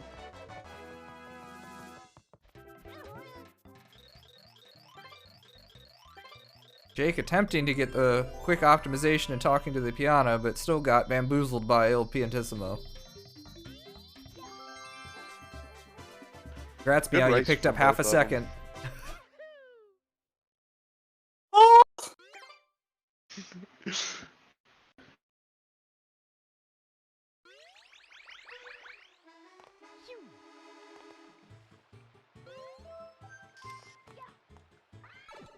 My stomach is such a knot.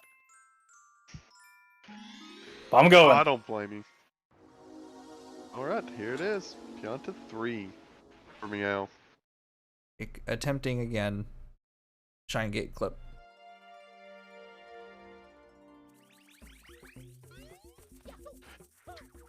It's really interesting to see the movement for Pianta 3 too, because as the cutscene showed, Shadow Mario does take Flood at the beginning of this level instead of you entering a secret area beforehand. But because of that, you get to see just really good natural movement with Mario. Third miss on Shine Gate clip. And jumps off Oh my god. the Shine Gate. Oh.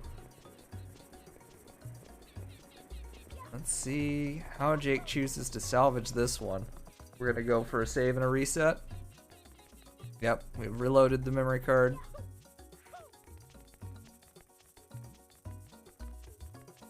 We are going to reload the memory card.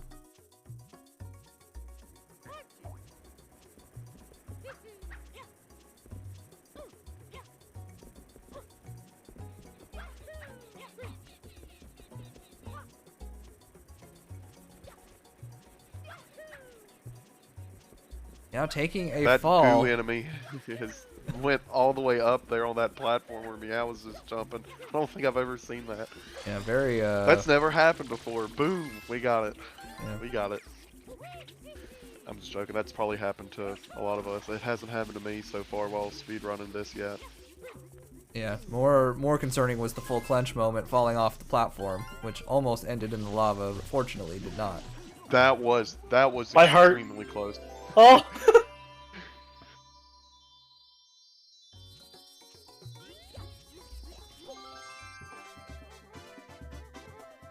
Jake heading back to attempt. Shine Gate clip. Once more.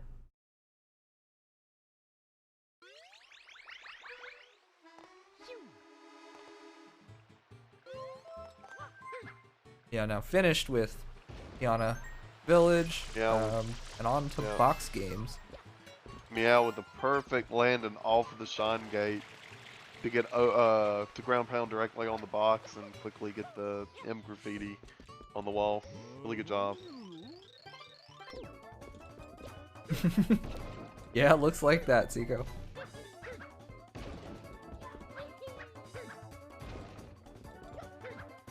And fourth time's the charm. There we go. Jake Too. has collected the Shine Gate shine. Good job.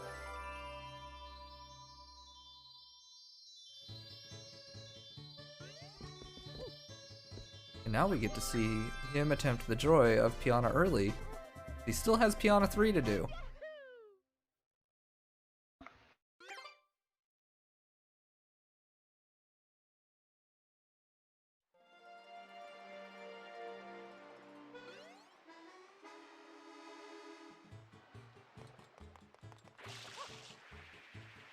I think he's got it. I think he's... Ooh, that was close. That was actually a lot closer than I was expecting. Yeah.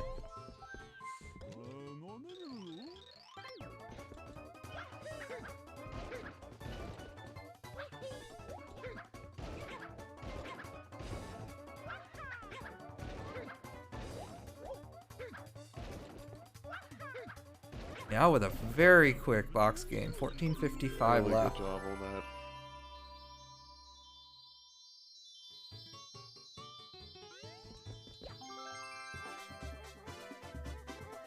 Oh wow, that was really interesting with Jake on that when he ran into the lava and while he was bouncing up from damage, the gust of wind actually hit him. Yeah, well that's and intended. That's how started he... carrying him in there. Yeah, that is his... Usually I just see him get hit by the gust of wind and then he'll run through it. I hadn't ever seen him yet. Oh, got it, yeah. Take the lava damage first and then get hit while in the air. That's a fair That was really point. I'm pretty sure the lava damage was likely not intentional. Now entering Gelato, going after the secret shine first. Oh, the cuckoo or whatever. I forgot what the name of the enemy was. Those birds, but it actually hit him as he was climbing up on the gold mushroom. It dropped little lava balls onto you. Really fascinating to see sometimes the patterns that they'll take when flying, and sometimes if you're at the right place at the right time, they will hit you.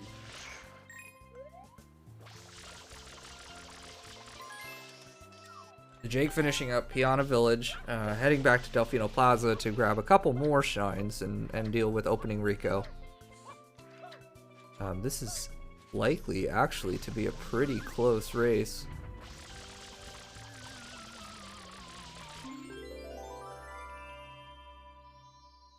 Box games too. Yeah, with a good spray on the Shine Sprite decal.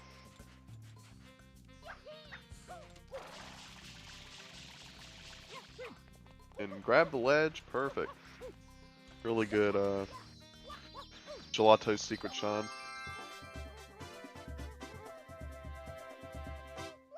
Jake with a pretty good box one. Yep, 13 seconds left.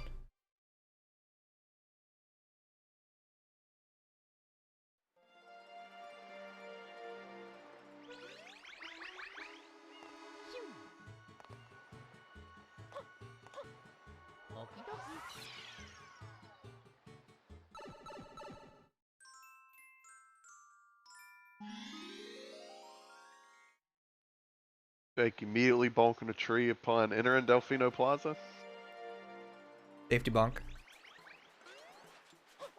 Well, I like the movement of actually falling off the platform with the slide, but the momentum carrying you with the hover.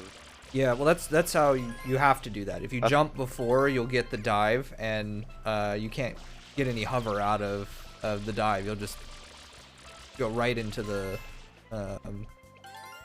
canal. I always just take it nice and easy and just spin jump from up there. Yeah. And it's better to do that too, because if you do fall in, you've got to go all the way around the building from the backside, and it takes a little bit. Yeah, I got cataquacked, but thankfully able to spray it before it can do any shenanigans again, and got the entrance to the sandcastle open. Yeah. Life happens sometimes. One of my runs, it was actually for the secret shine. The cataquack in front of the gazebo was in my way, and I got hit, if I'm not mistaken, 3 times by it before I was ever able to get away from it. So they can cost you a lot of time if a cataquack interaction goes wrong. But able to get through all of them relatively good. We are Jake with a about really fast bell spray. Yes, but we are about evenly spaced, where it's going to take Jake about as much time to get to that shine as it will take Meow to get to the top of this castle. Maybe even just a little bit faster, yeah. Good job. So Yeah, this- I kind of fell earlier on when jumping up that sand castle. Was able to recover and get back up quickly. Yep. So, good recovery. So now all that's left for Meow is we got Beach Pipe Secret and then Rico.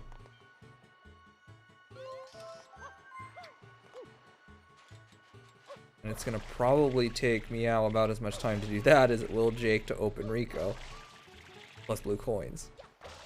This is going to be very close.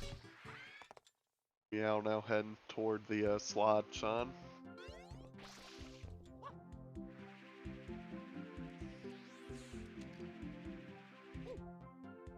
Jake's spam spraying to get the M and the coin. Yeah. Able to And back to pay for the Chuckster, but Chuckster. taking a Oh, dip and into the canal. Just barely bumped that wall and fell. But thankfully the sewer grate there. Oh, Yeah, that one that's doesn't right. launch Sewer you. grates work differently depending on if you've paused or not. Yeah, they are so funky with how they work, and it's just because of how the game's programmed. Some of the sewer grates, sometimes several times in a row, you won't even be able to go. You won't be able to have a high jump after them. Yeah, you've got a couple options there. Where he was standing for the first sewer grate, the awning is a quick jump back up onto the roof. That'll bounce you up. But then also that second sewer grate where Jake did go to will give you the launch. Jake's still able to get right back up and got the Chuckster sign quickly. Yeah. So Meow first into Rico 1. Jake still has to open Rico.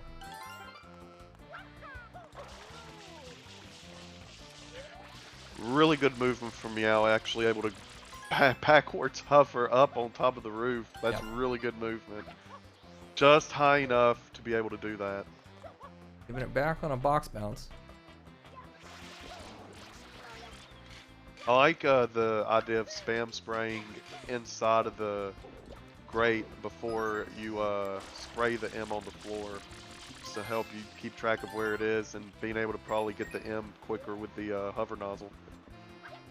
Yeah, it reduces the total amount of goo that's on that floor, so you get fewer of the goo enemies, and you stun the blooper, and it just, there's a whole lot of benefits to doing it. I know in Mario Sunshine, I remember someone, I forgot who it was on commentary, was talking about how cool the names of the enemies were in this game. And the reason why I'm bringing that up is because a lot of the enemies are named stews. And I said the other day that I thought that the goo enemies were a stew. And I don't know if they are or not, but it's just really interesting, just the different names of enemies they thought of for this game. And just the variety of them, because, I mean, you have the goo enemies that'll home in on you once they're starting their attack, and then you have some classics like the bloopers, and then you have like a big blooper that Meow's about to fight. So Meow really a get nice bloopered. variety of enemies and bosses in this game. Yeah, we don't actually see any stews in this run. They're the Goomba looking enemies. Yep.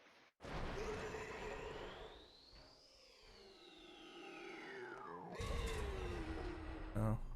Jake getting sniped by one of the goos. Yeah, it did not clear the floor, and lost a little time because of it. Jake having to do a little bit different routing here to grab some additional blue coins. Ooh. Just the spin jump, the hover into the scaffolding, so I'll have to go back for that. Unless he opts to pick up a backup later. Good spam spray to get the hidden sun sprite icon on the wall. Yep. Getting the blue coin in the box. Yeah, looking like about to be Gooper Blooper. Or, in the first phase, So excuse yeah, me. not a bad first phase.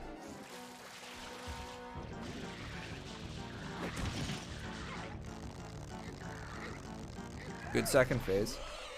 Got the Very good second phase. free and clear pull.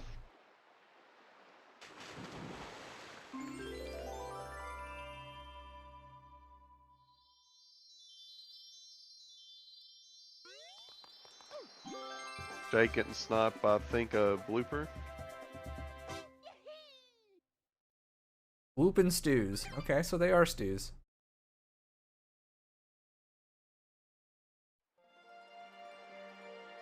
Jake barely getting that blue coin before his hover was over. And doing a nice little hover strategy to get the M on the wall, as he's now heading towards the Gooper Blooper fight. Tidy little spin jump into a hover. Then bonk on the box. Meow now entering the blooper race, Sean. About to have to try to get the blue coins on the water before entering the race area.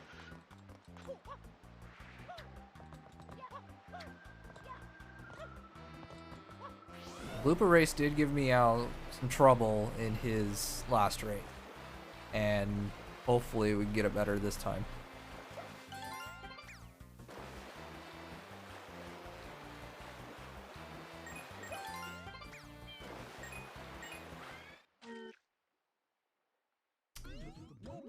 Ooh. So we heard, I think, Meow collided with the inside of the tunnel, so it almost sounded like we heard the death noise there. I was very concerned Really as to what was close. going to be happening coming into this.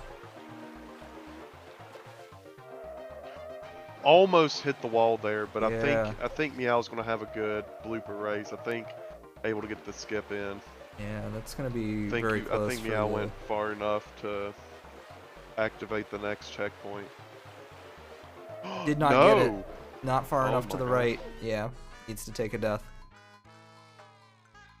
That is unfortunate. That's right, because I forgot. I think it's 45 seconds is the maximum amount you can take on Yep. this first attempt and get the shine spot.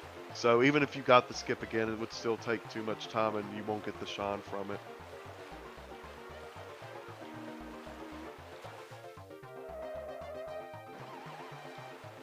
Doing the safe thing and just going for it normally. Yeah, I don't think they Second got a attempt. good jump onto the. Yeah. Didn't have a good angle Yeah. to be able to hit the checkpoint, so just failed. Going for the good jumps. There you go. Those jumps, to jump with that blooper, if you start touching the land, then you lose the jump and you'll crash and lose a life. So you do have to time your jumps properly to make sure. The first one isn't that difficult, but you still have to jump early enough to be able to actually make it over that first wall if you're doing that strategy. And then the second one, you have to jump earlier either way to be able to clear it. So it's still tricky. It's not as precise as the skip is, but it's still precise enough to where, yes, you can still easily die from it if you're not careful. Jake now entering the blooper race area, and Meow entering for Rico 3 to try to do the cage jump. Yeah, Meow's got a little bit of a lead here and enough opportunity that could potentially, take a couple attempts at this.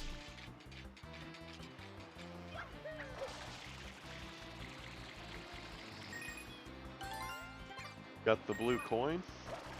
That looks good. Oh, that looks good. Nice. First try Perfect. cage skip. That was perfect. This is gonna be Holy a cow. big This is PB. gonna be a massive, massive PB.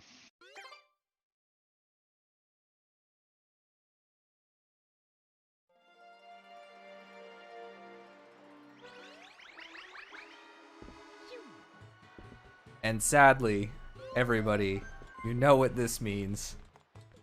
The curse is still alive. Oh, Meow, I was about to say, Meow, don't bonk there. No, you gotta hurry up and turn in the shots. Or the blue coins. Oh my god. There it is. It was about 3106. 3108. Oh, GG. Really great run. best 3-5. Yeah, that was a fantastic Rico 3. I mean, that cage jump could not have done that any better. Because when you do a normal jump like that, you go a little bit faster than horizontally than if you did a spin jump, or if you spin while doing a normal jump. And being able to get that jump and hover in first try and get in the very edge of the gate of the grate to climb like that was perfect.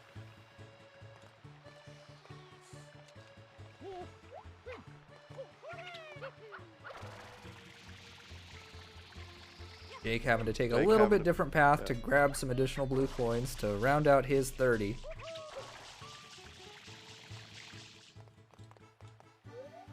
That should be good too, yeah. That was a good one. 2 first try cage hovers.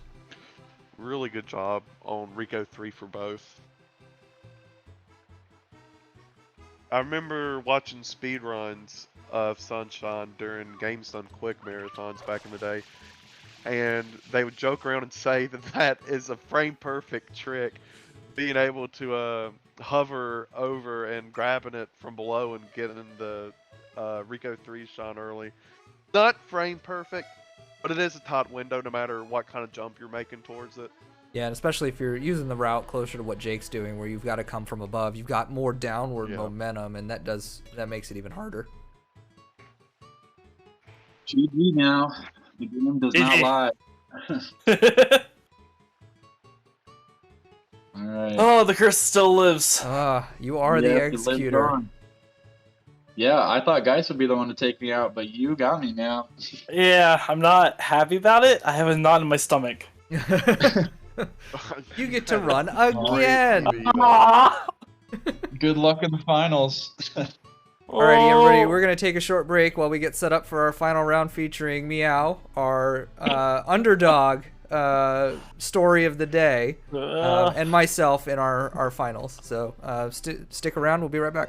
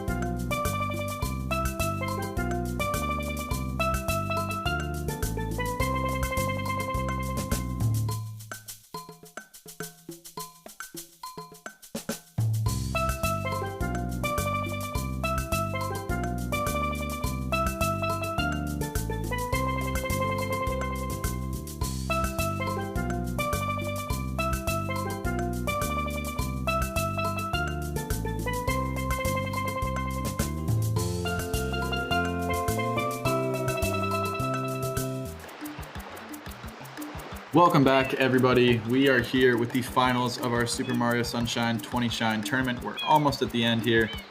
Our finals is going to be between Meow and Geis. This is the story of the underdog. Geis was our number 2 seed. Meow is our number 4 seed. So we'll see how this goes. Are both of our runners ready? I'm ready. Okay, Len, let's get this race started in 3, 2, 1, go.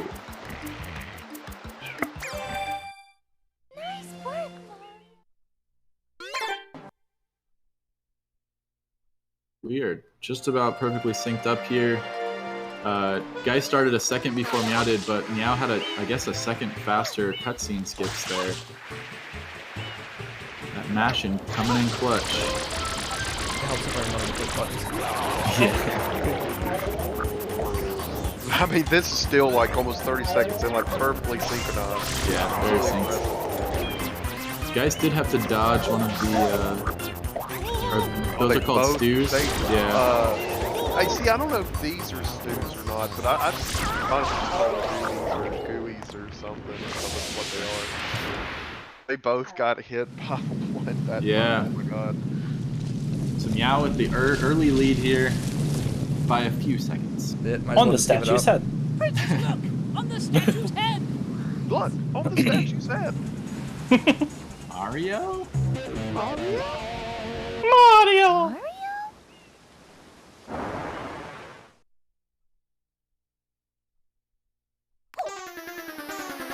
Alright, so see how the quick kill treats both of our runners here. As the faint cries of Mario can be heard in the background.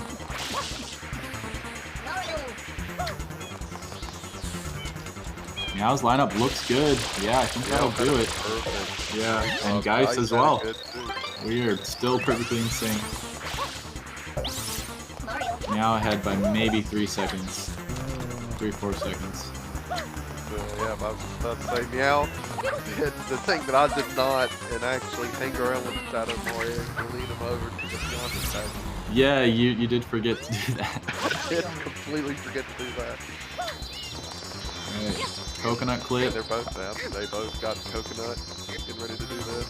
Meow's looks good. Meow got it first time. Guys, barely. I mean, I think that was just like pixels too close. Geis having some trouble here. Meow is just pulling out the God Gamer. Didn't moves take right too now. much longer, but Guys was able to get it like third. Yeah. Meow is so Still really done close. running this game that He wants this run to be even faster. they just want this to be the fastest run they've Please. ever done. Pushing so hard.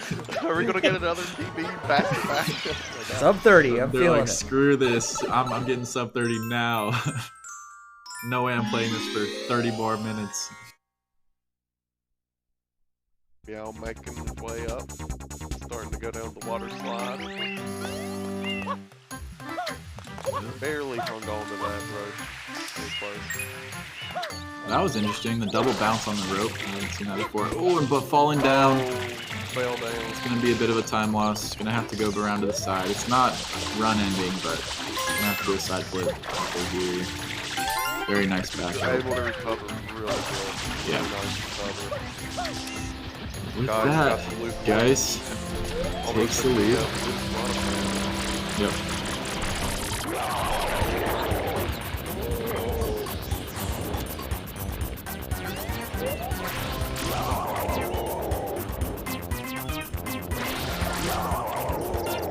Yeah, we just started the cutscene like moments before one of the gooeys went zooming right at him. Guys with a pretty clean piranha plant fight. Yep. Not bad. Clean polluted piranha plant fight. Yeah, that's two conflicting words back to back with clean and polluted. Really good job though. Meow just really not too much further behind after falling off after doing the rope hover. So I mean it's still extremely close right now. It's within 10 seconds. I think Yeah. I think it's almost exactly 10 seconds difference, so there's nothing.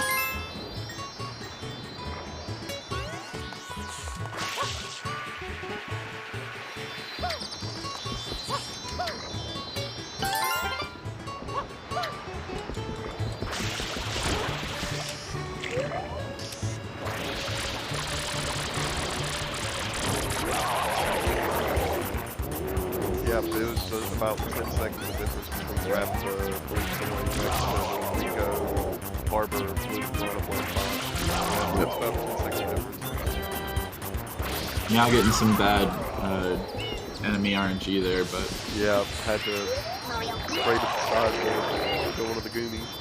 handled it well though.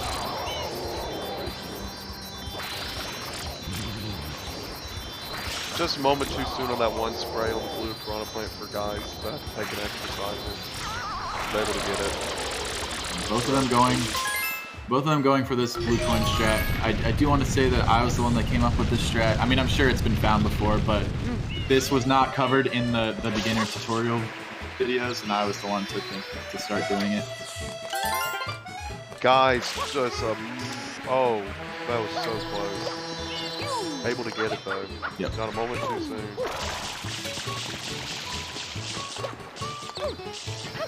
Now, please. Man, it just won't trigger. Trying to get that X to be cleaned. That was weird. I don't know why it took so long. Sometimes, Just do spam sprays there. sometimes depending on what angle you're at, it will absolutely make a difference. Because after I've done Blue Piranha Plant before, I've tried to sit and shoot at it from a really sharp angle, even sharper than the Meow has done, and it'll show me hitting the hitbox for that X, but still not being able to get it. And it's really inconsistent if you're not just straight in front of it spraying at a piece of graffiti.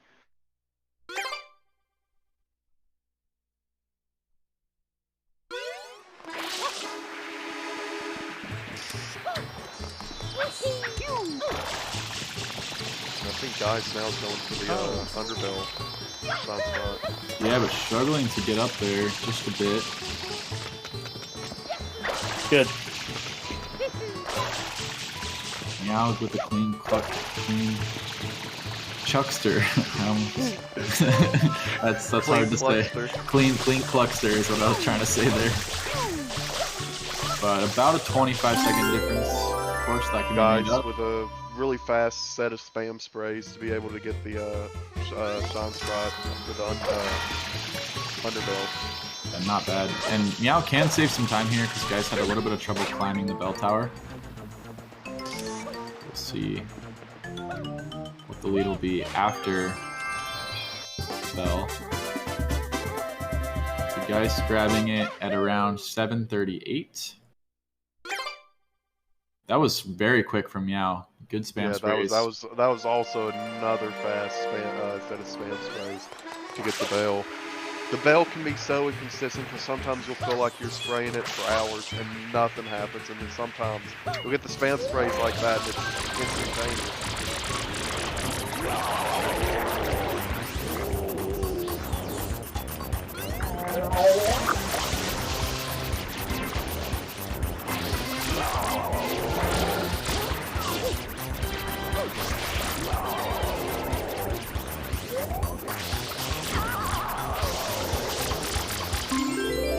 See, I like the strategy that Guys just did, and I'd have a feeling that he's not the only one that does this. Either in the middle of the playing in July, doing the getting the shine sprite on the beach, or just waiting until the fight's over, and as the blue piranha plants going and the lighthouse is fixing to come up and spraying it in. It's faster than what I do, because usually what I just spray the decal on the ground as I'm heading over towards the fight. So it's really cool seeing these different strategies that a lot of the other runners have been doing. Yeah, I believe the tutorial video does it in between the first and second phases, so I was a bit confused why you were not doing that, but that's fine. To each their Well, own. admittedly, when I was doing my first run through this and I was watching the tutorial, there were so many points where I was having to stop the video, tab back into Dolphin, tab back out, and then there's so many things that I missed. I never saw where they did it in the middle of the fight. Yeah. So that's why I had never done it. I didn't figure, I didn't know that, I didn't really think about it either, on top of just not knowing about it, really. That's completely fair. Guys with a perfect spin jump, wide camera, wall kick, up to the hover for the Pianta early. Oh my god. Not bad at all.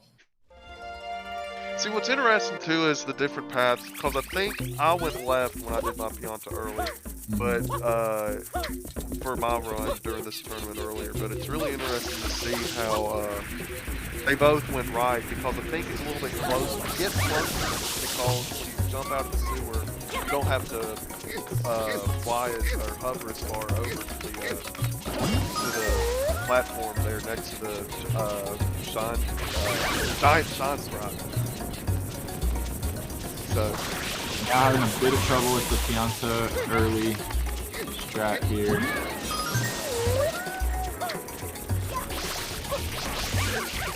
I really like the owl strategy. I think it's like almost like just one single spin jump almost into a triple jump, and then being able to hover right up. It's a really cool strategy. I hadn't seen it before watching him do it, but it's really awesome to watch. Yeah, I don't know anyone that does it that way, but it works. Ice was pretty good. 3 chain chomps into the water now. Just trying to get the blue coins before moving on to Yeah, Geist for the third chomp was trying to just bait it into going into the water itself, which you can actually do. The world record actually does that. Baits 2 at the same time to actually run into the water, but it didn't quite work.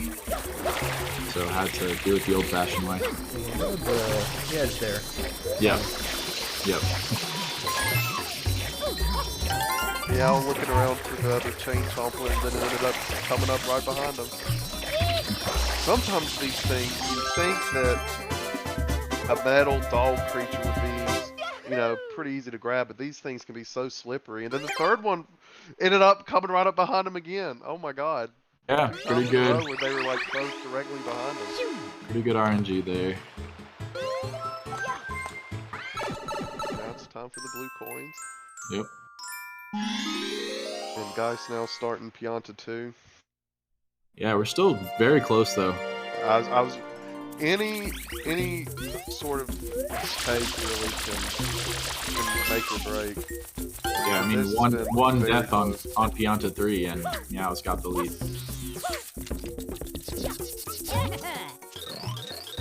Meow with really good movement between these few blue coins here in the river. And now ready for the waterfall. Blue coin, and then it's time for the shine. Yep. Alright, see how the Smell fight goes for Geist. I guess it's not a fight, it's a race. You're fighting to the finish, I guess. Ooh, trying to grab that Geist, blue, but yeah. couldn't quite grab it. Decides to... It's. forego it. I was just about to say, I don't blame guys for not going after it again because you'd think that this race is easy, but oh my god, I had so much trouble with this race. Did you just see what? Yeah, I'm not did? sure what was going on there.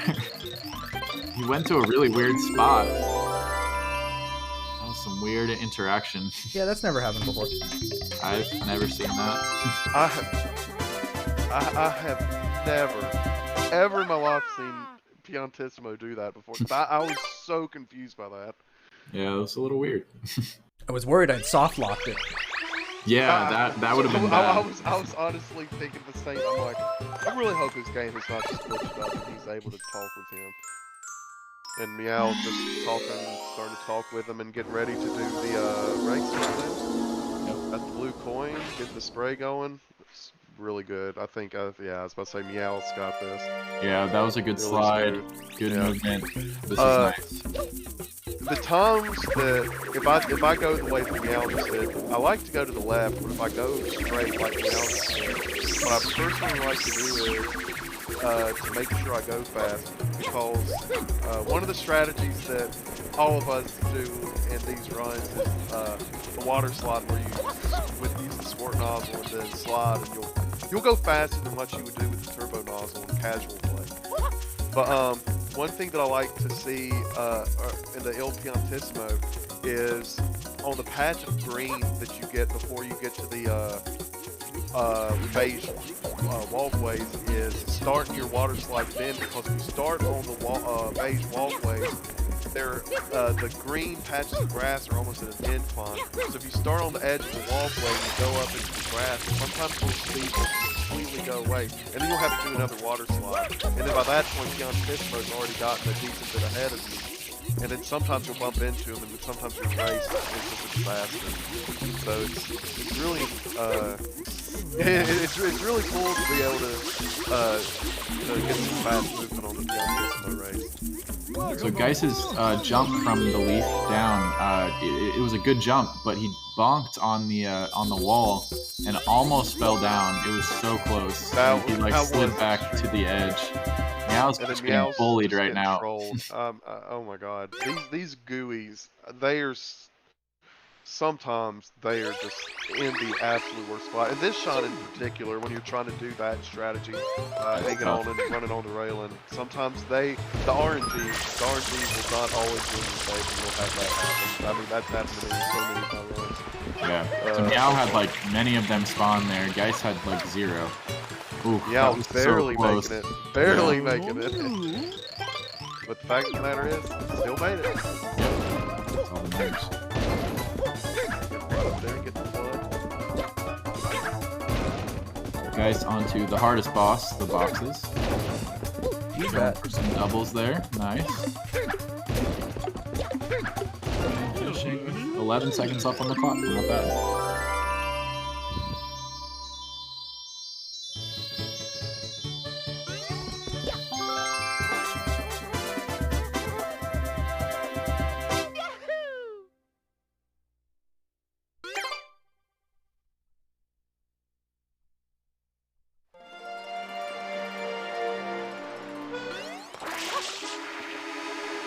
Guys, now going on to box game number 2. I love seeing the pass moving off the edge like that. Yeah. And Meow with the perfect ground pound off the Sean game. Yeah, that was nice. The one thing that you don't want to do when you're trying to go to that ground pound is falling into the water. Because that takes a good few seconds to get back out of the water, and then you have to jump back on top of that box.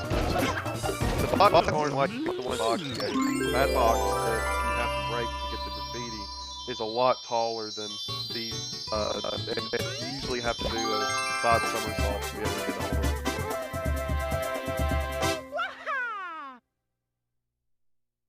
We are basically a box game apart at this point, which is pretty close. Ended up being a pretty close box game one, but still able to get it in. Guys now's heading over towards Gelato.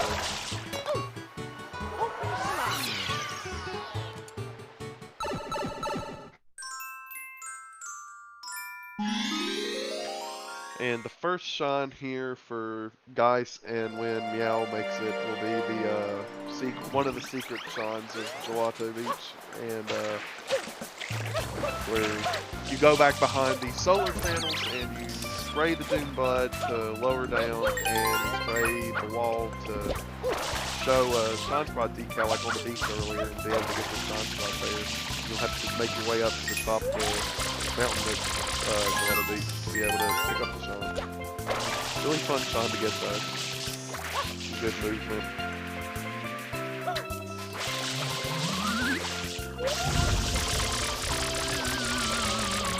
And yeah, with a good box game too.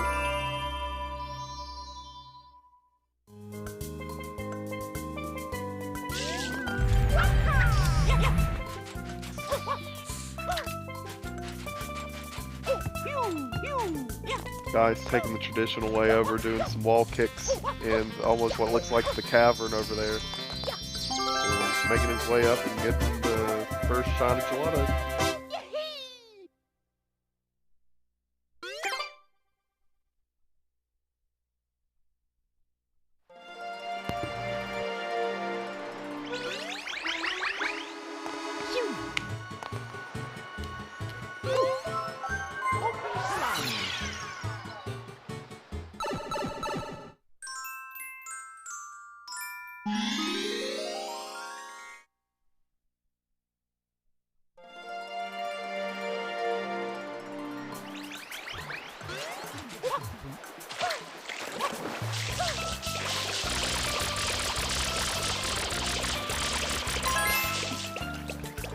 Meow making it up there, getting the shine right on the wall, or excuse me, blue coin of the graffiti on the wall, and guys now heading towards the second shine sprite outline to get the blue coin before getting the blue coin from the red cataclax. Now, just now getting the shine activated for the secret. So being able to do the trick where wall jumping off the wall right here and being able to hover up and grab the ledge and making your way up. Yep. I really like that strategy of wall kicking off. Yeah. I don't know if it's any faster or not, but it looks cool. So that's what I like. Yeah, I want to say it can be faster, but it's just something I came up with. I didn't like the wall kick strat in the tutorial videos, and of course there's a lot of different ways to do all these shines, so I just liked that one. I don't know. Guys, escaping death there. Almost falling down.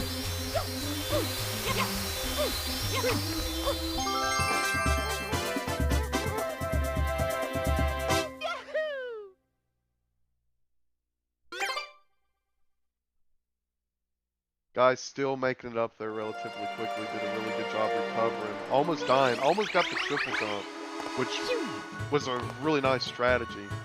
Yeah. And then after doing all that, almost dying, but still able to recover and move on.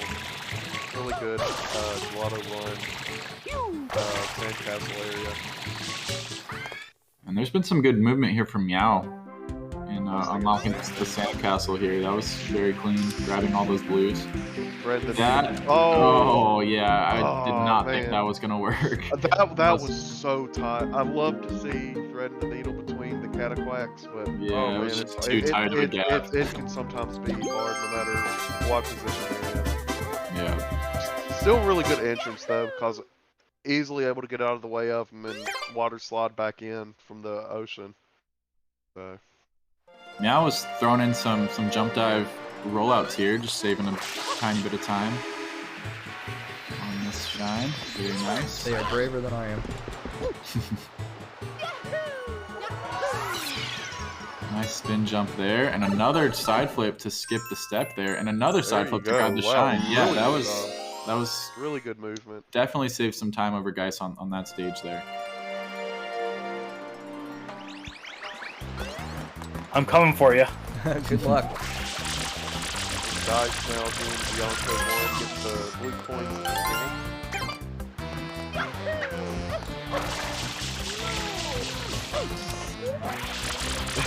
When I watch guys, I always feel it's so risky wall kicking off of the warehouse there, because I usually do it on the wall back behind it. Yeah, it's the same thing, I guess. Some weird enemy stuff going on there for Geis, but handles it well. Grabs the blue, and we're out. Yeah, looks like it's a good slot. Oh, perfect. Really good job.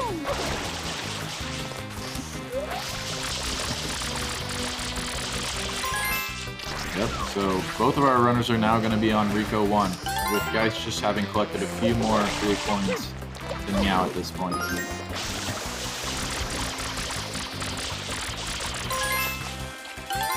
Meow is not going to let Geis ease up off the throttle. As Geis falls into the water, That's it. down there. Seconds off. Oh, that won't And be, I don't think that won't be, yeah, that won't be high enough, no. I think that's perfect there. That one's good. I like seeing the spin jump. Doing a spin jump there and getting the blue point both down seems to be a little bit faster because you're a little bit higher off of the spin jumps. You don't need to hover in the air as much to reach the blue point than doing a side somersault. Definitely faster than the side flip.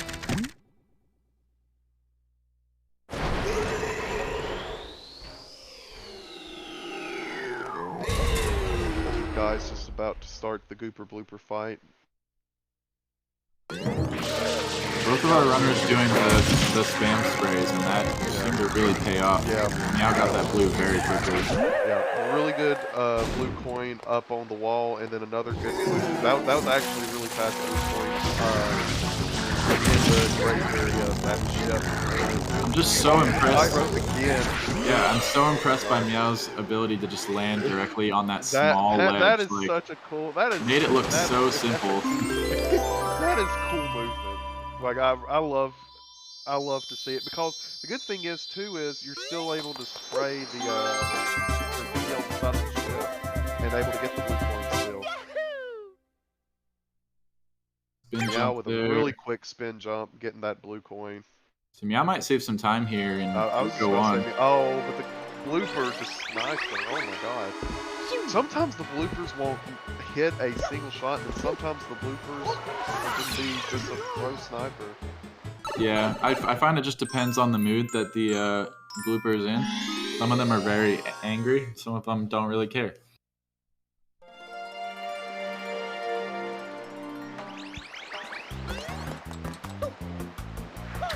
Guys now started Rico 2, heading over to the first set of bloopers, about to try to get the 2 points before heading into the race area. And yeah, with a good first segment of the Gooper Blooper fight.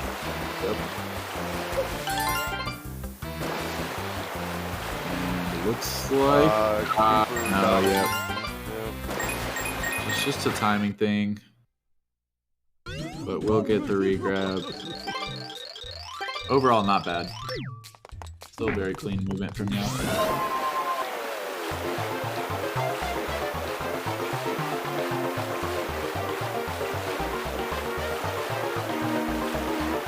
See how the skip goes for Geis.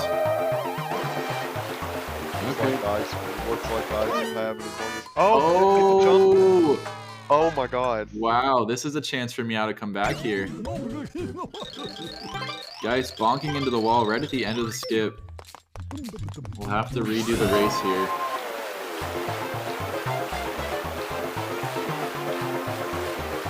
Just maneuvering is so tricky to be able to do. It's To begin weird. with, and then having to make this specific jump up to the top there, which guys did this time. Yeah, it's a lot more difficult than that. Yep, that's for sure.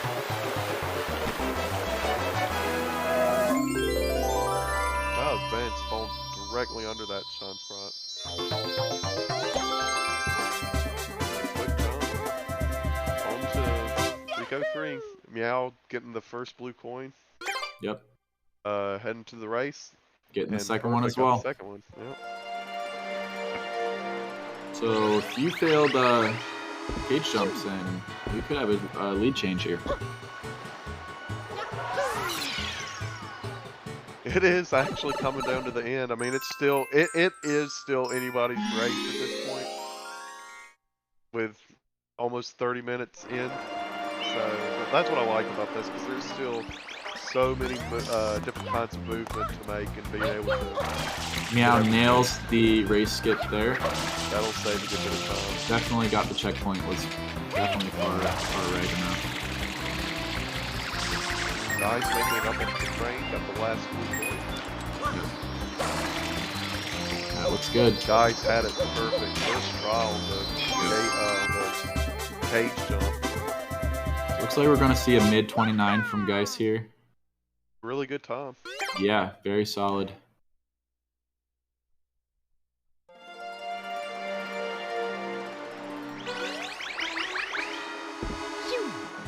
Meow could PB as well here, I believe. I was just thinking the same thing. 2 PBs in a row. I did it last night just to get up to like 33. Meow looks like it'll be a great time. Didn't Meow PB in the first race? Oh, no. That was you, right? That was me. I PB'd against guys, but I was still several minutes behind.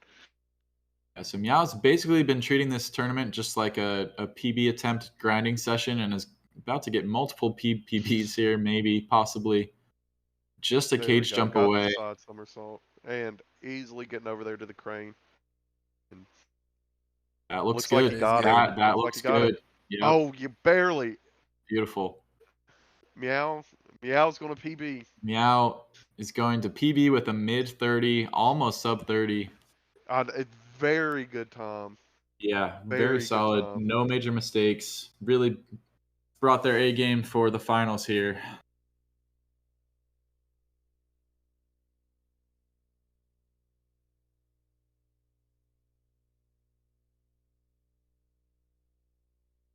I like when they talk to the Tanukis. I guess those are Tanukis. I don't know if they're Tanukis or raccoons. I don't know the difference. You know Look more of at the names that. than me. GG. Yeah, GG. Another GG. PB, like Amazing just run. a minute of difference. Keeping it within a minute. Oh my god, that was fantastic. I don't want to play this game for like a month. That is entirely fair. You can now rest easy knowing that you are this month's champion. So, or no, sorry. No, that's Never not mind. me. No. Never mind. Sorry, guys is the champion. I don't know what I'm saying. I am clearly confused. But a solid showing nonetheless. Really good race. Yeah. Really good times. I mean, a PB. Another PB. That's always great. That's 3 PBs across, across this entire tournament. I had one earlier than Meow. Back-to-back PBs. That's my 3rd PB. Yeah. Yeah, Awesome. 3rd. Every run was a PB today. Yeah. I Except thought- for one. Was the Sika one a PB too? Well, I mean, every Or- one of Meow's runs. Wow. Well, I guess yeah. The Yeah. first I had one no wasn't. idea The the first race one was a against little The Sika fine. first one was was PB not too. against Sika. It was the but two Jake, against the me. Jake, Yeah. Jake. Yeah, that's right. I forgot that happened twice. Oh my god. Oh, Oh man, that's fantastic. stuff. Oh my god. And I'm guys, proud of that. I don't think you had any major that's mistakes. 4 PBs in No, that today? Oh my god. the miss in the blooper race was the only one that really happened Oh, yeah, there. yeah, so that I one, would have but- 28'd, but Yeah.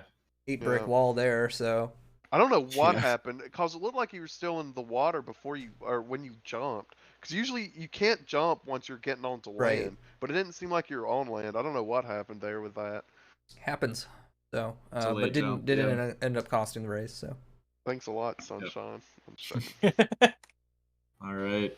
Well, that does bring our Super Mario Sunshine tournament to a close. Thank you to all the viewers for watching and for the runners for participating.